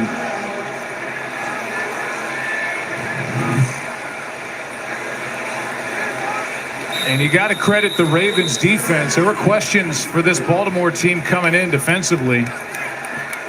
They've been so good. They were great last year. Led the NFL in points allowed, sacks, takeaways, yardage, all of it. 16th ranked defense this year. The turnovers haven't been coming. Better night tonight after the slow start. BK doesn't get there, but Van Noy does. And a loss of 5 on Kyle Van Noy's first sack of the night to bring up 4th down. Well, BK, he beats it right up the gut, and he's not quite able to get to him like you said. Kyle Van Noy, what a year he's having. Just have always liked him. He's made a lot of different stops for a lot of teams, and he's always played well. Just an excellent player. Like I said, having a really great year this year, comes up with the big play, and Zach Orr, the defensive coordinator, pretty excited about the way his group's playing right now. Not a pity punt, but takes a Buccaneers roll off the foot of Gill down inside the 30. It was a 52-yard kick. Next week, we're in Pittsburgh as the Steelers host the Giants at 8 Eastern on ABC, ESPN, and ESPN Plus. With Peyton and Eli once again on ESPN2. Russell Wilson making his first start last night and getting a win over the Jets. And for Russell, went 264, 2 touchdowns, no interceptions. A slow start in that game, but he picked it up. And if the Ravens going to win here tonight, both the Ravens and the Steelers are 5-2. He did. I hope he bought George Pickens a nice dinner or something tonight, because Pickens made some great catches on a lot of those deep balls that he threw. Under a minute to go in the third quarter. Henry bottled up. Sunday storylines, Jake Bates, the game-winning 44-yard field goal. What a game that was. Lions 31, Vikings 29. Bates got the game ball after. The Chiefs are 6-0, the last unbeaten team in the NFL. They beat San Francisco by 10, and the Steelers, just talked about it, beat the Jets 37-15. Russell also had a rushing touchdown in that ball game, and Devontae Adams, 3 catches, 30 yards in his first game, reunited with Aaron Rodgers. Well, how about the Kansas City Chiefs to be undefeated, and they're not even playing their best football. And they've got a long injury list. Flag on the play.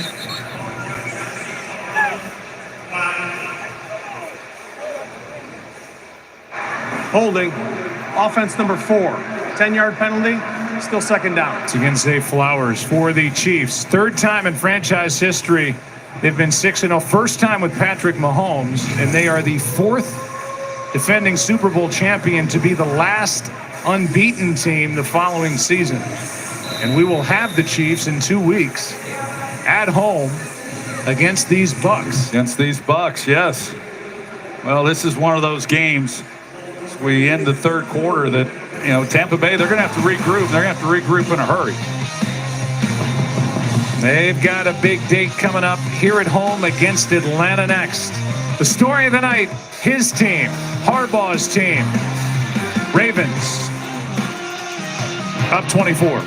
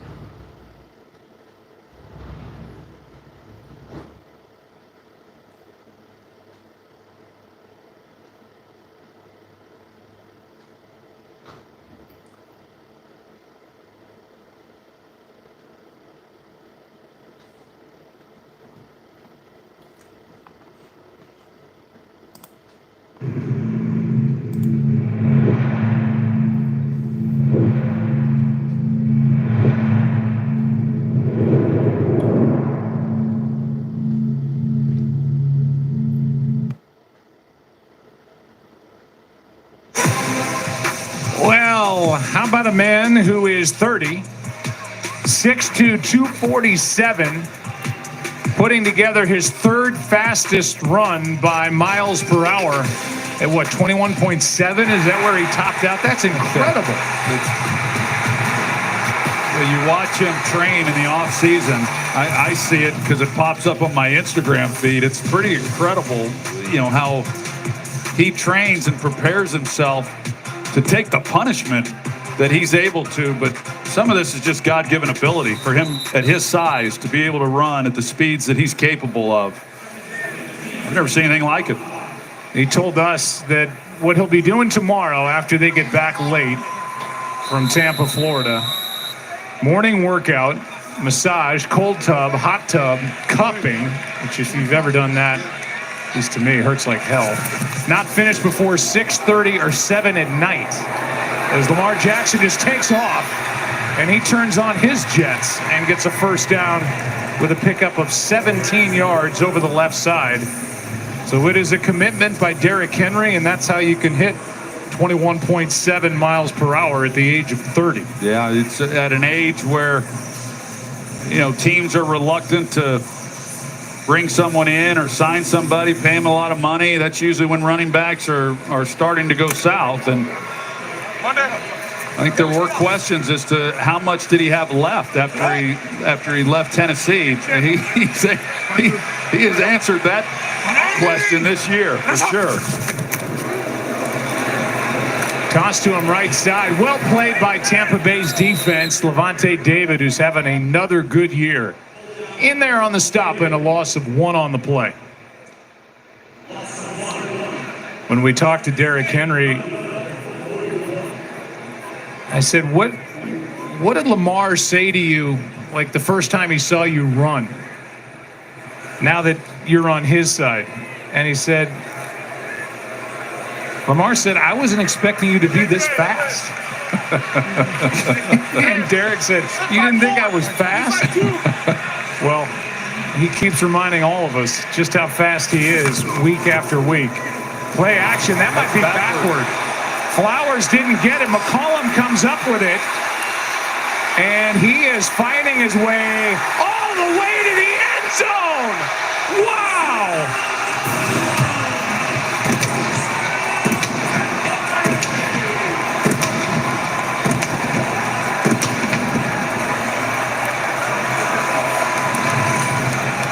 Well, this is definitely a backwards pass. I mean, trying to lead him on the front shoulder, he hits the back shoulder. Zion McCollum, he does his impersonation of Derrick Henry. He carries a few people with him all the way to the end zone. Todd Bowles said he's the best athlete on the team. He can fly. Let's see if he's down by contact. After review, the recovering player was down when he recovered the ball at the 30-yard line. It'll be Tampa Bay's ball, first down. Isaiah Likely had hands on his back when the knee was down, but man, that's worth another look. Here's the down by contact right there, definitive look. But what McCollum did, I mean, he carried, I mean, it was 30 yards after contact, and he carried like 4 people into the end zone from the other team. Okay, 2. But add his teammates in there, and he took everybody for a ride, and now it's whether or not Baker Mayfield can capitalize and get them back in this game. Here's an end zone shot too high, and a big hit from Hamilton on the tight end, Otten. Wow, the official's right there. I don't know what. I'd take another look at that. I mean, even Todd Bowles can't believe it. I thought there should have been a flag from what I could tell in real time.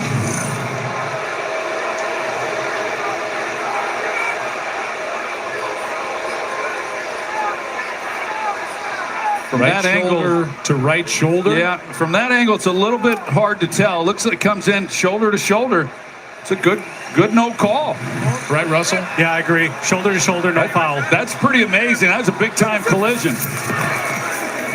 Here's White now on 2nd and 10, and he's going to lose a yard. Matt BK with a play. And now 3rd down and 11, and 2 downs to get 11 yards if that's what it takes for Baker Mayfield and Tampa Bay down by 24. Well, we're seeing this defensive front now. We've been talking a little bit about Matt BK and what he's been able to do. He's been getting pressure on Baker Mayfield in the pocket, making a stop there. This group's starting to come alive up front.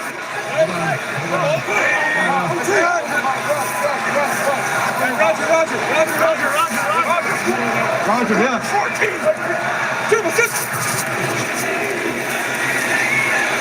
Underneath, Otten, who got that big hit, gets another, and somehow is able to get on his own fumble. Roquan Smith delivered the blow, and it's 1st down Tampa Bay.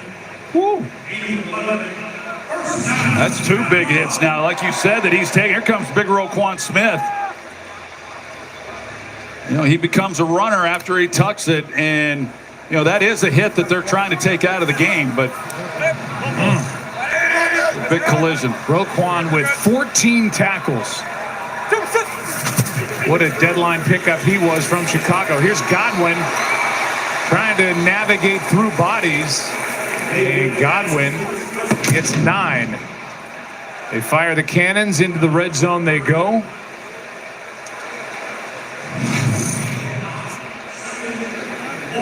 Wirfs was out there trying to deliver a block. And the ball just sitting outside the 10 and just short of first down yardage.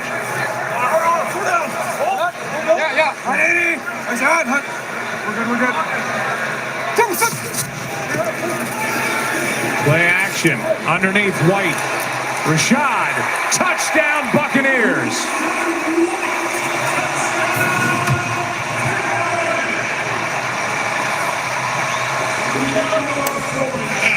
And now they'll go for 2, trying to make it a 2-score game. Well, this is set up well. You see Rashad, he handles it well as far as showing that he's going to block and then slips it, and then you've got the lineman out in front. Good job of finishing that off. Wasn't easy, but boy, they needed to come away with a touchdown. They do, and like you said, see if they can't narrow it up a little bit more with a 2-point play here, make it a 2-possession game.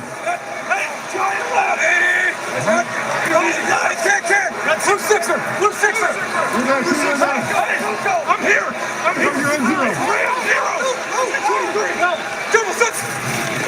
A rookie center. Back in the end zone. 2-point try is good. Sterling Shepard.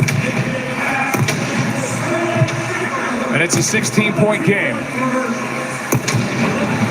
Zion McCollum set it up. Hopped on that lateral, that backward throw. Baker converts with a 2-point try. 16-point game in Tampa.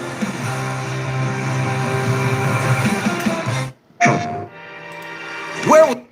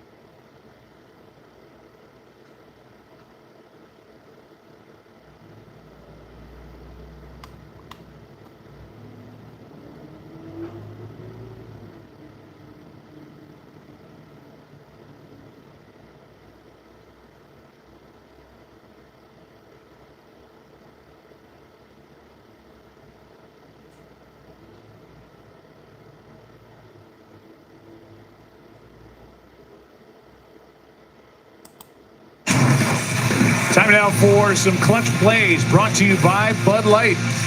Well, here's a big one to Rashad Bateman. Outstanding route, one-on-one, the protection up front for Jackson.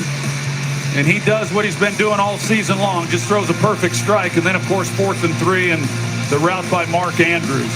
Just 2 guys that they're going to be relying on throughout this year. But that's as good as it gets in that short of space by a tight end to totally turn around Jordan Whitehead. Andrews, who came into the league, same draft class as Lamar Jackson, same class as Baker Mayfield, his teammate at OU. Missed 10 games last year with left ankle surgery, and he is just starting to get into a groove. Andrews is. 2017 Red River rivalry game. Baker Mayfield hit Mark Andrews for a 59-yard go-ahead touchdown in the 4th.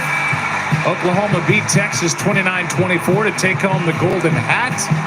It looks like that. Mayfield and Andrews teamed up for 3 seasons in college, connected on 21 touchdowns. And as Baker said during the week, Mark Andrews was in my wedding, man. He can't separate football from friendship. I don't talk to him during the football season. It hurts. Here's Henry, who can hurt with what he does with his legs. On a defense, he gets 3. I don't think Baker Mayfield has much problem separating anything from football. No. You know, he can pretty much compartmentalize anything. Right now, he's hoping his defense can come up with a big stop, force a 3 and out with some time left on the clock, and give him a chance to see what he can do. Right now, the NFC South looks like a 2-team race. If the Bucs lose this one, they'll be 4-3 tied with Atlanta. They lost in Atlanta in overtime, and they play here in Tampa next week. Toss to Henry, bends it back. Here he goes again. Jets are on. Did he stay in? No, he stepped out. Got a good block from Lamar Jackson, just getting out in front of it. And Derrick Henry, after an 81-yarder earlier, goes for 39 here. Well, Anthony Nelson, number 98, he gets caught in all the traffic as the play's going away from him and just does not do his job of containing and just opens up that whole back cut for Derrick Henry. There he is, stepping out of bounds at the 28. This is the quarter he dominates. That's his night tonight. 39 yards on that last one, tossed to Justice Hill. Got a yard. It's just been so demoralizing for Tampa Bay. Every time they think they've got Baltimore kind of boxed in, the Ravens have been able to come up with a play, whether that's Lamar Jackson making a big throw, keeping the chains going, or Derrick Henry, what he's been able to do, but just have not been able to capitalize when they've had opportunity and needing to make one more play. Hey, June, penny. June,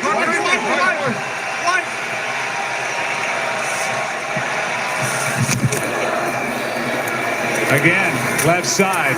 Better played this time with Vita Vea making the stop. You know, the other part about Derrick Henry is the way in which he joined the team. And you talked about his relationship with Lamar and, you know, really everybody. We had a chance to visit with him, and he doesn't want the attention. He just wants to play football. He doesn't want any of the accolades, or, you know, he knows that this has been a good football team before he arrived. He wants to do his part and contribute like he has and leave it at that. Jackson Bateman, first down. John Harbaugh said he's totally confident, but humble, and so coachable. And he's just merged into what we do, a lovable guy. And, you know, you can tell that right off the bat when we had a chance to talk with Derrick. You saw that stat. By far, the most rush yards in the fourth quarter since 2016. Let's go. He is the closer for first the Titans and now the Ravens. With the World Series about to start on Friday. Toss, Henry. Inside the 15, Kalijah Cansey made the stop. Well, and it's a good point, Joe, that talking about what John Harbaugh had to say, because when you know, this team has been on the verge. I mean, they've been on the cusp for the last several years under John Harbaugh, and then you bring in a superstar, which Derrick Henry is. How is that going to fit with the team? You know, is he going to blend in with their culture? And when he said, hey, he's coachable, I mean, that was about as high a compliment as you can pay a guy who's accomplished what Derrick Henry has, that he still wants to be coached and he fits right in. Jackson reading it, keeps it, and a short gain of 2. This is why things kind of feel different right now. 2018 lost to the Chargers in the wild card round. They lost to Derrick Henry and the Titans in the divisional. Lost to the Bills in the divisional in 2020. Lost to the Bengals in the wild card round 2 years ago, and last year we were there for their win over Houston, but they lost at home to the Chiefs in the champ game 17-10. Lamar has been asked about. Here is Henry on the reception for the touchdown.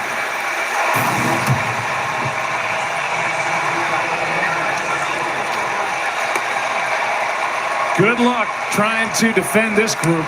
Yeah. And Jordan Whitehead, he was out there and overran it, but that would have definite size advantage to Derrick Henry. You can see as Henry comes out of the backfield, just simple little flat route, gets the ball to him, and there's Jordan Whitehead.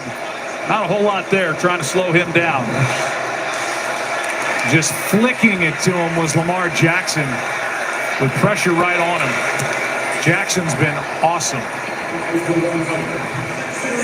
5 touchdown passes in this game for Lamar Jackson.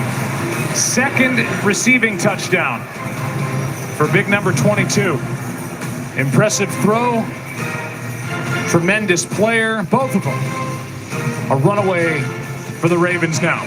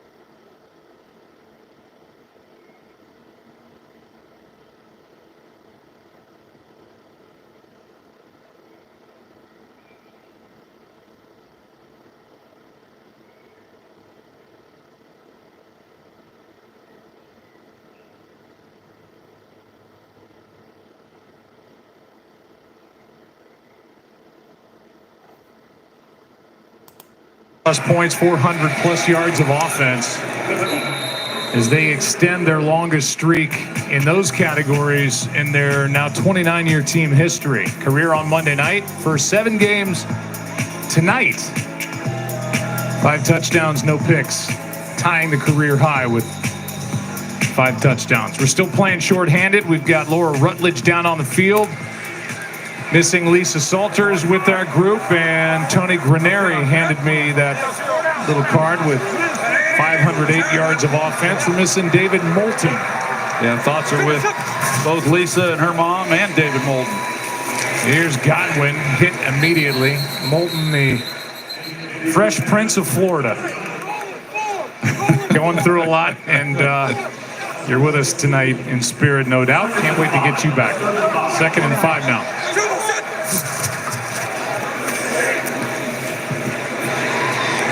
Nearly picked, and somehow Cade Otten caught it up against his ear.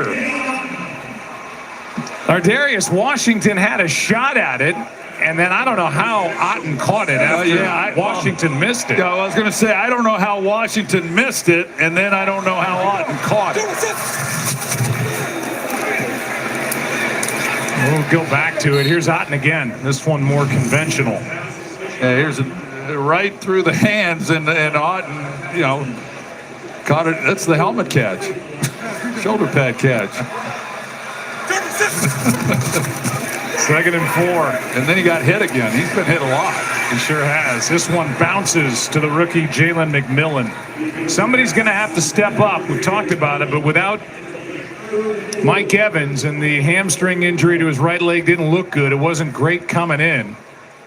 Godwin is a superstar. They've got a rookie Jalen McMillan. They've got the veteran Sterling Shepard, former 2nd-round pick by the Giants. He played at OU with Baker. Trey Palmer, who's missed some time with a concussion. But somebody's going to have to come forward for Todd Bowles' crew without Mike Evans. 3rd down and 4. Godwin. 1st down. Great effort. Well, you look at this divisional race in the NFC South. They marked him short, by the way. And they're saying the knee was down before the reach, so it's 4th down and less than 1. Well, we'll see what happens here on 4th. And now they're going to get assistance from above, move it forward for a 1st down. Yeah, I was going to say, it's a 1st down. You've got to believe that in order to get into the playoffs out of the NFC South, you've got to win the division. And they've already lost to Atlanta, a big game next week, and that becomes huge. A loss tonight for Tampa, they're tied with them. Here's Otten. Another big hit and another big catch as Marcus Williams flips him. And Otten showing how tough he is here tonight. Well, he really is. Every time he's been running up the seam and catching the football, he's been taking a helmet. And now a false start. False start. Offense number 62. 5-yard penalty, 1st down. It's against the rookie center Barton. What a catch that was. Yeah, he's showing what he's capable of. When he came in as a rookie back in 22, did a lot of good things. He's going to be awfully sore this week. And then this year really hasn't, you know, with the things that Evans has been doing, and then Chris Godwin, he hasn't been really thrown to all that much. Had 19 catches coming in, but he's had a big night tonight. 6 catches, over 80 yards. Surveying Mayfield. McMillan is down to the 2. 2nd and goal. With under 4.5 to go. Bucky Irving trying. Brought down short of the goal line. 3rd down and goal. Not only no score, but keeps the clock running, and now under 4 minutes to go. The Ravens, by the way, are at Cleveland next, at home against Denver versus Cincinnati at Pittsburgh. Here's Irving. No signal. Looked like he got in. I thought he got in, yeah. Everybody's lit. Touchdown. There it is. Touchdown. Bucky Irving.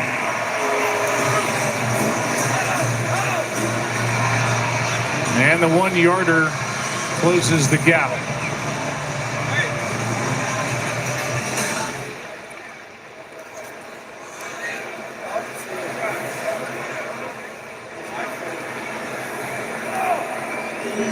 It's like a clear touchdown, and now the 2-point try coming from Tampa Bay. They connected last time.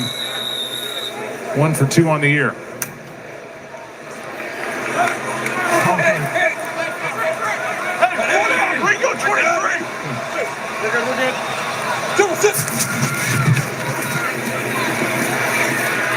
Mayfield's in trouble and sacked. As big Michael Pierce got in and brought him down. And this remains a 17-point game.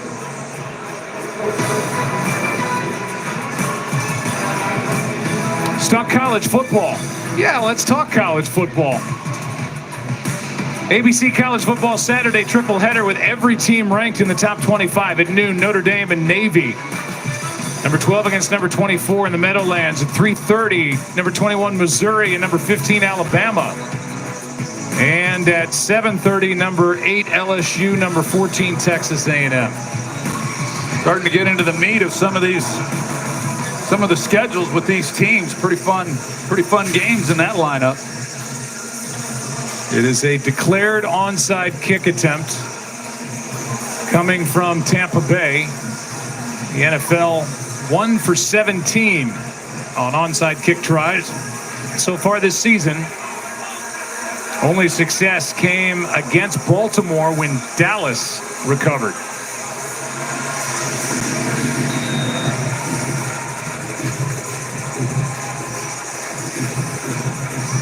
Gives you just the warm and fuzzies of the way things used to be.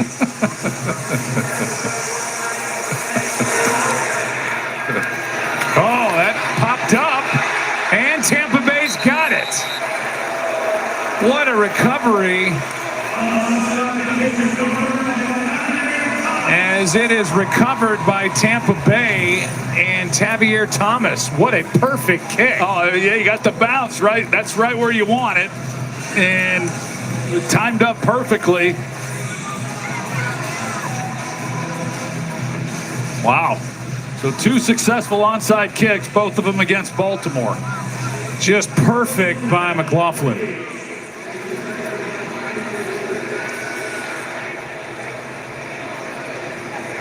And that has Thomas McGahee clapping.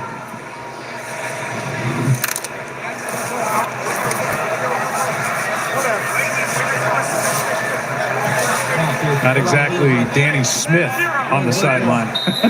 We will see next week. What a night his group had for the Steelers.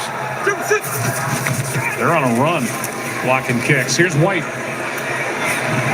Brought down by Smith. He's been everywhere. Roquan Smith, a gain of 4. He really has. He's a 2-time last 2 years All-Pro linebacker. The only other linebacker to do that is Fred Warner out of San Francisco. But he's not had the year up to this point that he's had at other times. But tonight, he's been everywhere tonight. A little short of first down yardage, it looked like was Godwin. So 3rd down with just over 3 to go in a 3-score game. Yeah, they're moving people around. It just, anytime you start moving receivers, you're giving up a lot of time. First down carry by White. As we dip under 3 minutes left, Roquan Smith, yet another tackle.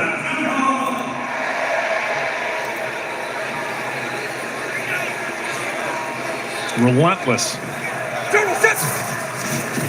Harbaugh said when he got to us, he changed us. Otten with another grab and then gets hit by Washington on his way to the ground, a gain of 6. Yeah, really good catch, because so many of these balls that he's caught, he's had to really extend himself, which opens himself up even more for some of these hits that he's taken. Van Noy with the pass rush underneath, a nice grab, flag flies. The Sterling Shepard made the catch, and the call is against the Ravens. And that stops the clock with 2:12 to go. Yeah, there were 5 bodies within about 3 yards of one another. For the pass, illegal contact, defense number 2. That penalty is declined. Result of the play is a first down. And against Nate Wiggins. Yeah, I wasn't really sure exactly what they might call. Obviously, they call it on the rookie, Nate Wiggins. I thought they could have even maybe called it on Tampa with the pick. Luke Gedeke started too soon. Offense number 67, 5-yard penalty, first down.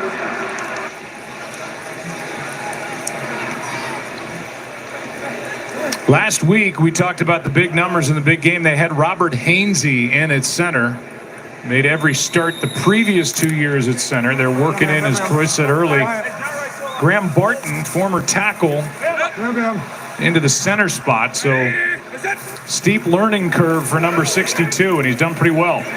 End zone, McMillan can't hang on. 2:06 to go, and it's 2nd and 15.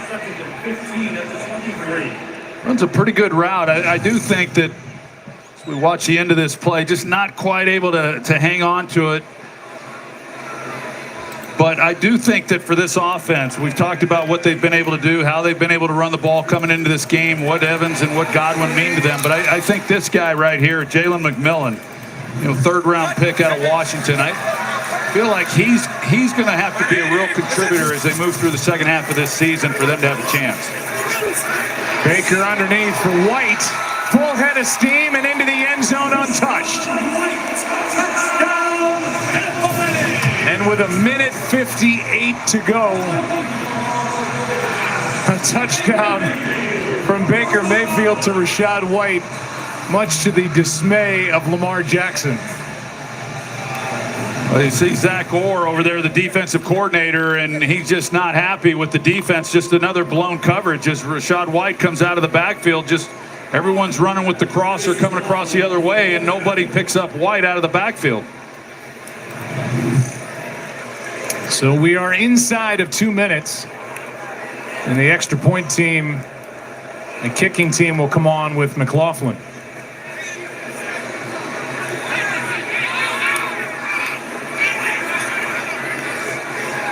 This to make it a 10-point game.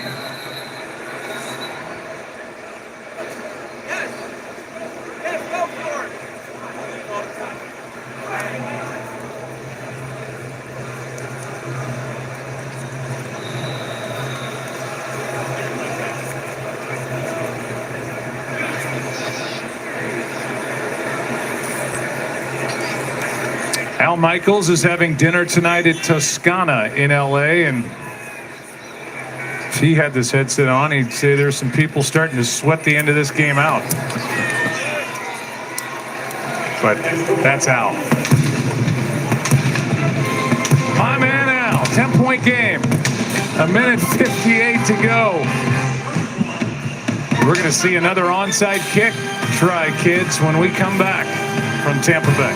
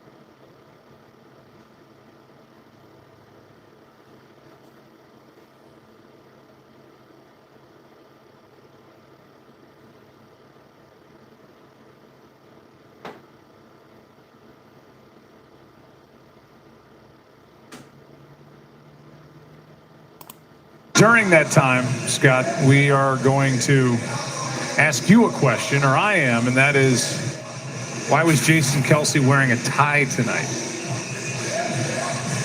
make somebody mad or what? I don't like seeing Jason Kelsey in a tie. I did notice that, yeah, because Marcus Spears and Ryan Clark, they weren't wearing ties. You just never quite know what. You just don't know. On network TV, what Jason's going to wear. Well, really across the whole network spectrum. In the studio show, you see T-shirts, you see buttoned-up shirts, no tie. Well, here's another one that pops up, and Zay Flowers is there. For Baltimore. What a night for Lamar Jackson. 5 touchdown passes. Count them as they fly by on your television screen. Andrews, Hill, Bateman, Andrews, Henry. And that smile says it all. He's had a brilliant night. He's finished for the night as Josh Johnson comes in to hand off to Hill. And they're just trying to get out of town as healthy as they can now. Ties the Ravens single game record with his 5 touchdown passes tonight. 5th career game with 5. Rest of the Ravens history 2. And the second most games with 5 or more since 2018. Patrick Mahomes with 6.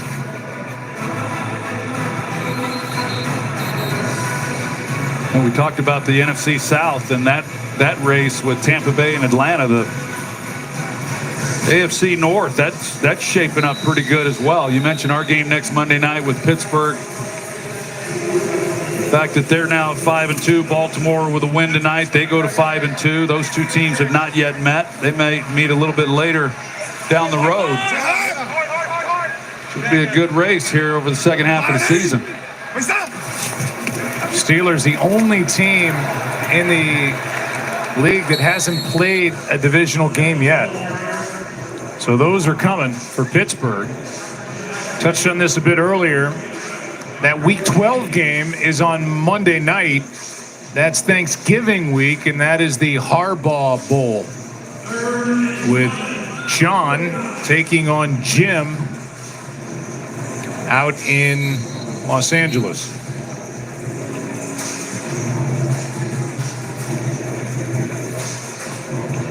So at Browns, Broncos, Bengals, at Steelers. That'll be a good one. And then out in Inglewood.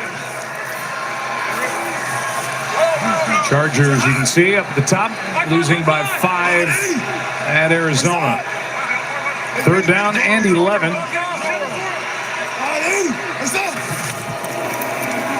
Johnson hands a sketchy handoff with Justice Hill, a gain of 1. It's 4th down. Joe Tryon Shoyinka made that stop. They're the brothers. John is the older one and second oldest coach now in the NFL to Andy Reid. Worked for Reid for 9 seasons in Philly. There's the record in the NFL. Jim Harbaugh coming off the championship with the Wolverines, Michigan, and when they went head-to-head in Super Bowl 47, John and the Ravens got the better of that one. There's John, who was delayed in his arrival when the Wolverines, here's a hug for Dad, Jack. 34-13 was the final in that championship game. It's been really great to see when you talk to both of those guys. We've been talking to John more recently, of course, with Jim back at Michigan until he got to the Chargers this year. But you know, just the love that those two guys have for one another. With Jim's condition last week and John getting pulled out of the press conference and, you know, the concern that he had for Jim, and it's been good to see. And then the fact that they just both know how to win as coaches is really good. Yeah, and has to make Jack, who was being hugged by Jim, very proud. And who's got it better than them? Nobody. Oh, there you go. I see I tee you up. It's been working together for 20. Someone should tee me up and let me know when we're going on camera. We just went on camera. When the lights come on, you straighten yourself up over there. Here is a pass breakup by Hamilton in front of Cade Otton, who has evolved into the top target tonight for Baker Mayfield. 7 catches on 9 targets. Monday Night Postgame presented by Nationwide is coming up after our game on ESPN. At which time, for part of it, we will be on camera. 2nd and 10. What time might that be? This is changing. Here is Mayfield, who is brought down by Ardarius Washington. And I know it's a 10-point game, and I know you don't give up on games, but at some point you want to get out of here and live to fight another day. Well, that's right. This is right out of Jimmy Johnson's book here, that, they bring the blitz. Jimmy, back when I was playing, if we had a big lead on a team and they were trying to score, he'd bring the house on them. Here's Godwin for a first down, and now he's... Oh, no.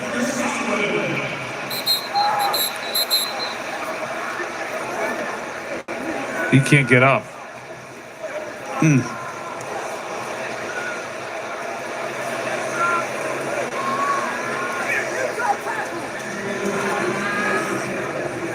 I'm told by our production truck that we are not going to show the replay. Roquan Smith made the tackle. They've already lost Mike Evans, and now this was an ugly injury for Chris Godwin.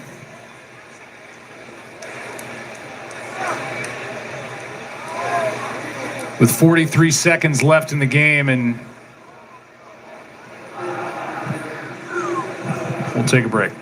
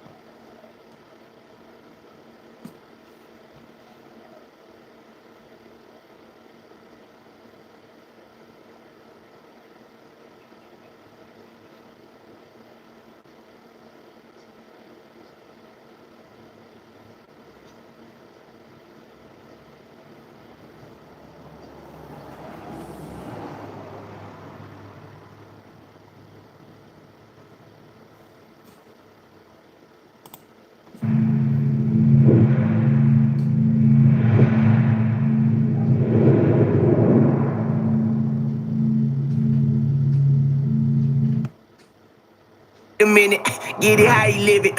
10 toes in when we standing.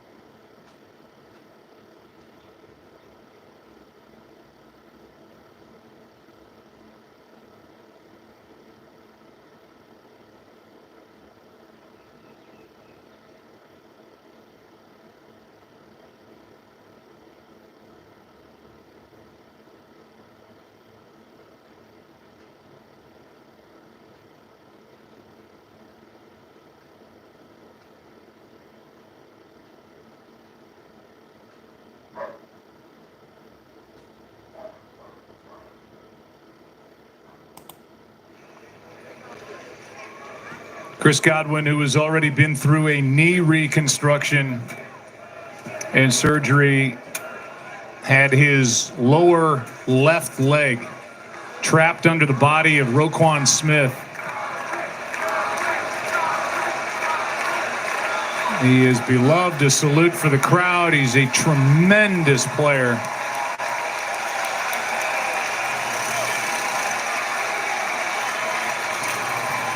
He's been so visible, helping this great community post-hurricanes. In his 8th year, 3rd-round pick from Penn State, and the injury was serious.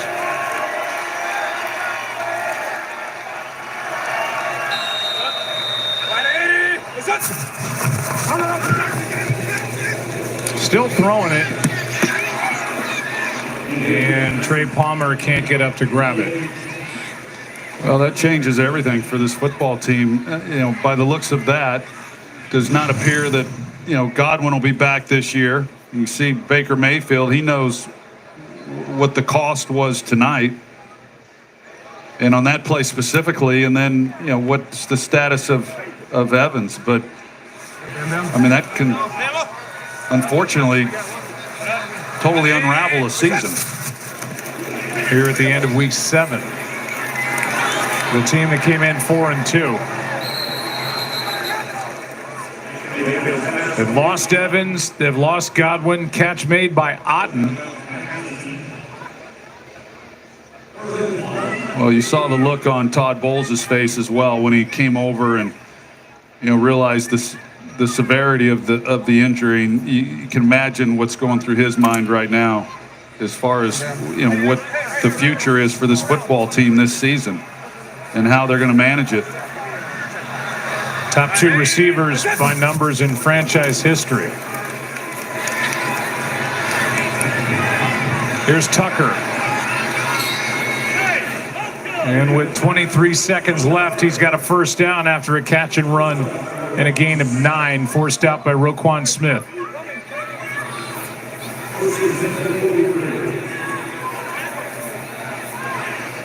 Well, they need to take a shot in the end zone because they're running out of time.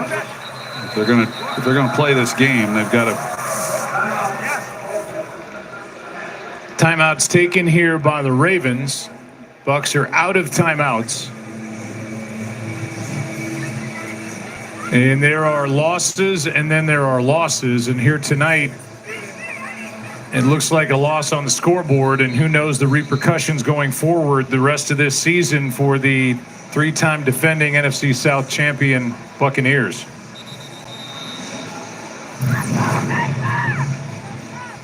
That's next week, Giants and the Steelers. Giants saw plenty of Saquon Barkley yesterday. 17 carries, 176, and a touchdown in his return to MetLife. And the Steelers beat the Jets. This one is off McMillan. Nate Wiggins was out there defending.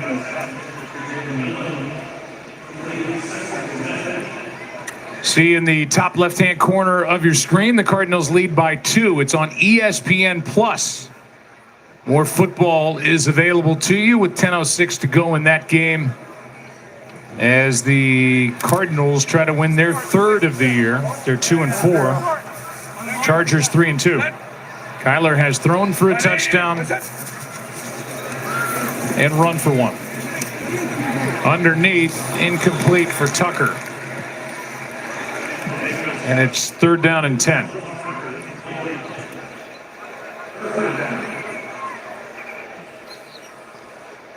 Everybody's walking around like the game is over, but they just refuse to let it end. Yeah, we talk about it from the Buccaneers side. There's another side to it too with the Ravens. They're like, can this be over? Yeah, I can imagine John Harbaugh's over there on the sidelines thinking the same thing. Let's get this over, get in the locker room, and get home. Here's Baker taking off, and that should do it, and will do it. Tackle by Kyle Hamilton, and a costly loss for the Buccaneers, and an impressive win for the Baltimore Ravens. They've won 5 in a row.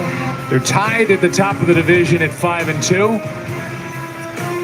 A 5-touchdown night for Lamar Jackson. We'll be in Pittsburgh for the Giants and Steelers next week. This has been a presentation of the NFL on ESPN and ABC. Time now for Scott Van Pelt. Joe, thank you very much. Coming up on SportsCenter, Ryan Clark going to break down the turning point of the game. We'll also hear from Lamar Jackson with Laura Rutley shortly. We'll take you inside that Ravens locker room, all access. As a reminder, Joe just mentioned Chargers and Cards exclusively on ESPN Plus.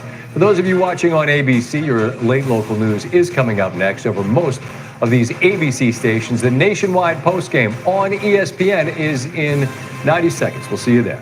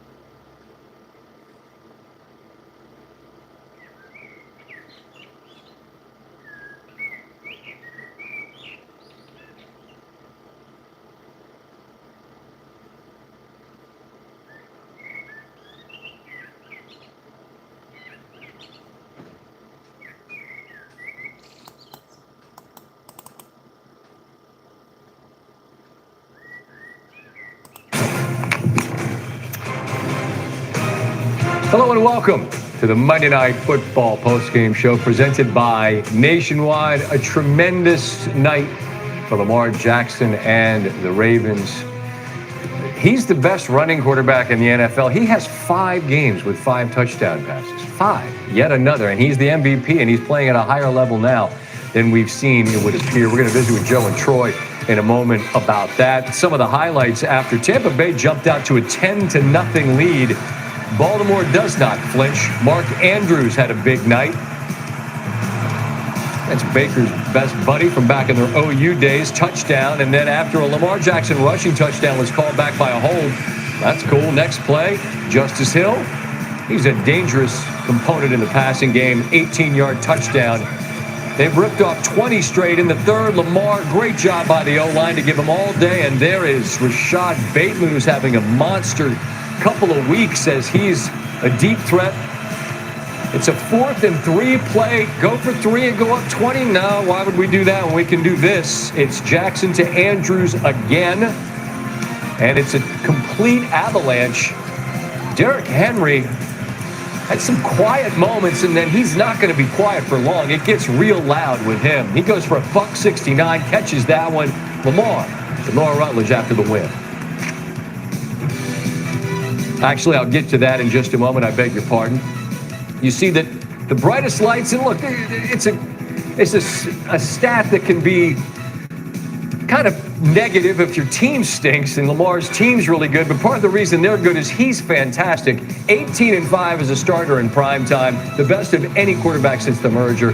Jackson at the top of that list. Some legends on there, all legends, as a matter of fact. As I mentioned, he caught up with Laura Rutledge after the victory. All right, Lamar, over 500 yards of total offense, 5 passing touchdowns for you. You were able to spread the ball around to your playmakers. How would you describe this offense tonight?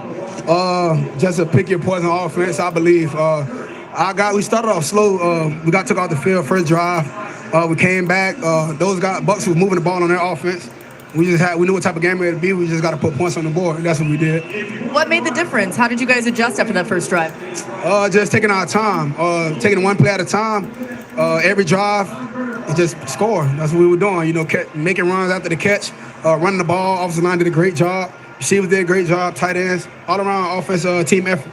You told us you couldn't believe Derrick Henry was as fast as he is. On one of those long runs today, we clocked him at 21 miles per hour. What do you think about that?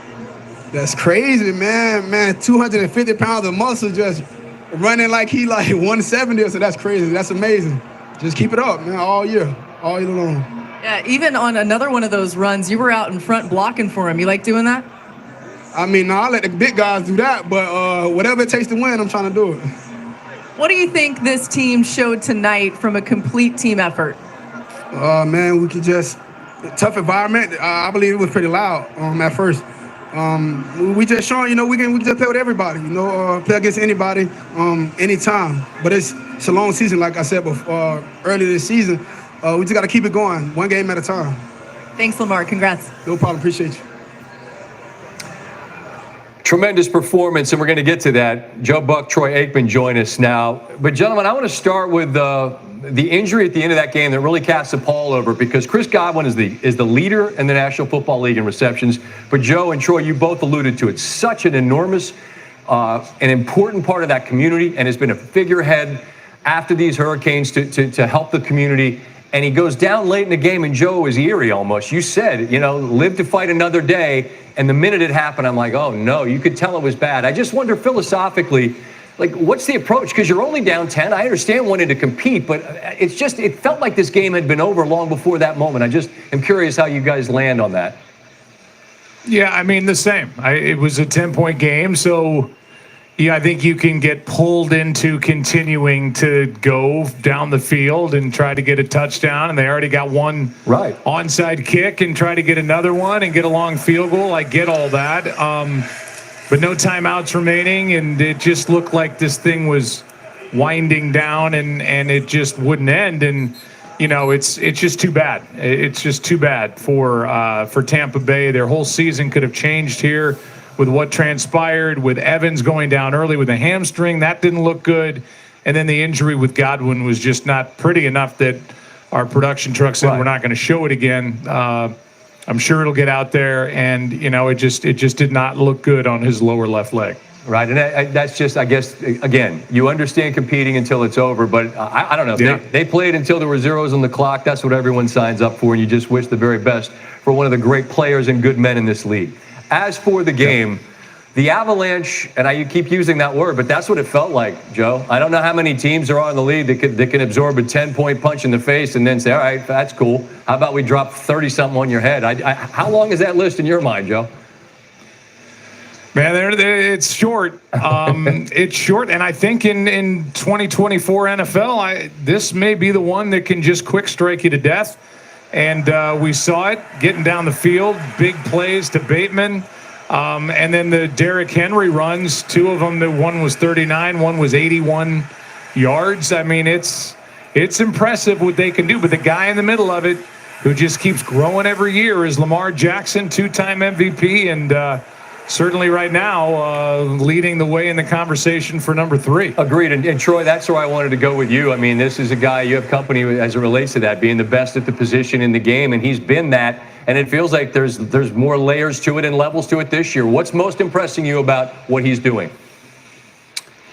Just the command of the offense and the way that he's been able to throw the ball accurately. I mean, like I talked about a little bit earlier in the game, I mean, clearly the athletic ability that he has as a runner and the way they've built this offense around him, going back to when Greg Roman was the offensive coordinator, and to see what he's been able to do now with Todd Monken running the offense, and they've gotten better around him at the wide receiver position. We all know what Derrick Henry has meant, but he is the leader, and when you watch him throw, he's reading defenses out great. He's putting the ball right where it needs to be. He's getting the ball to his playmakers, and I think every quarterback would tell you, I've heard Steve Young talk about it, that you come into the league and you've got this gift and ability to run and make people miss, but ultimately you're going to win the championship because of your ability to pick defenses apart from within the pocket. And that's what I'm seeing from him. The game has slowed down. He's got a great understanding of what he's being asked to do, where to go with the football, and he's got good players around him.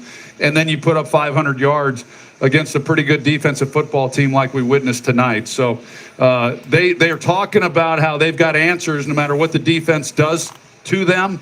That's how we felt in Dallas all those years with Emmett running the ball and Michael Irvin and Jay Novacek out there catching the ball. That's what they have in Baltimore, and that's what every team strives for. Well, you had a pretty good guy playing quarterback in Dallas then, and certainly Baltimore's got a guy who is the ceiling for him appears limitless at the moment. Guys, as always, appreciate the time. Joe, you know, they got a river in Pittsburgh, Monongahela. You could get a jet ski in that bad boy and tour around. You won't do it. Right at the confluence. I will not do it. You're correct. I want to watch a bungee jump next week. Yeah, no, I'm done. I'm done on my tourism trip. Well, you guys travel safe. As always, appreciate the time. See you all in Pittsburgh. Hide the ties from Kelsey, will you? I think he looked handsome. All right, we got the next 5 weeks for these two squads. As Joe mentioned, Pittsburgh's finally going to get into some divisional play. They have not yet played anyone from the North. Baltimore takes a trip to Cleveland, then Denver and Cincinnati visit, and then a couple of road games, including that game against the Chargers. Harbaugh brothers, that's a Monday nighter. As for Tampa Bay, they've got Atlanta coming up next, and just got to absorb this loss and those gigantic injuries they suffered at the wideout position. Going to be two very different perspectives. Lamar on the winning side, you've already heard a little from him. Baker Mayfield, pretty gutting for him and them, losing the game and losing those tremendous players. All right, Stanford Steve is here in the building, and I'm just, again, I say the buffet is open and it's all you can eat with the beats. Thanks for watching Monday Night Postgame, presented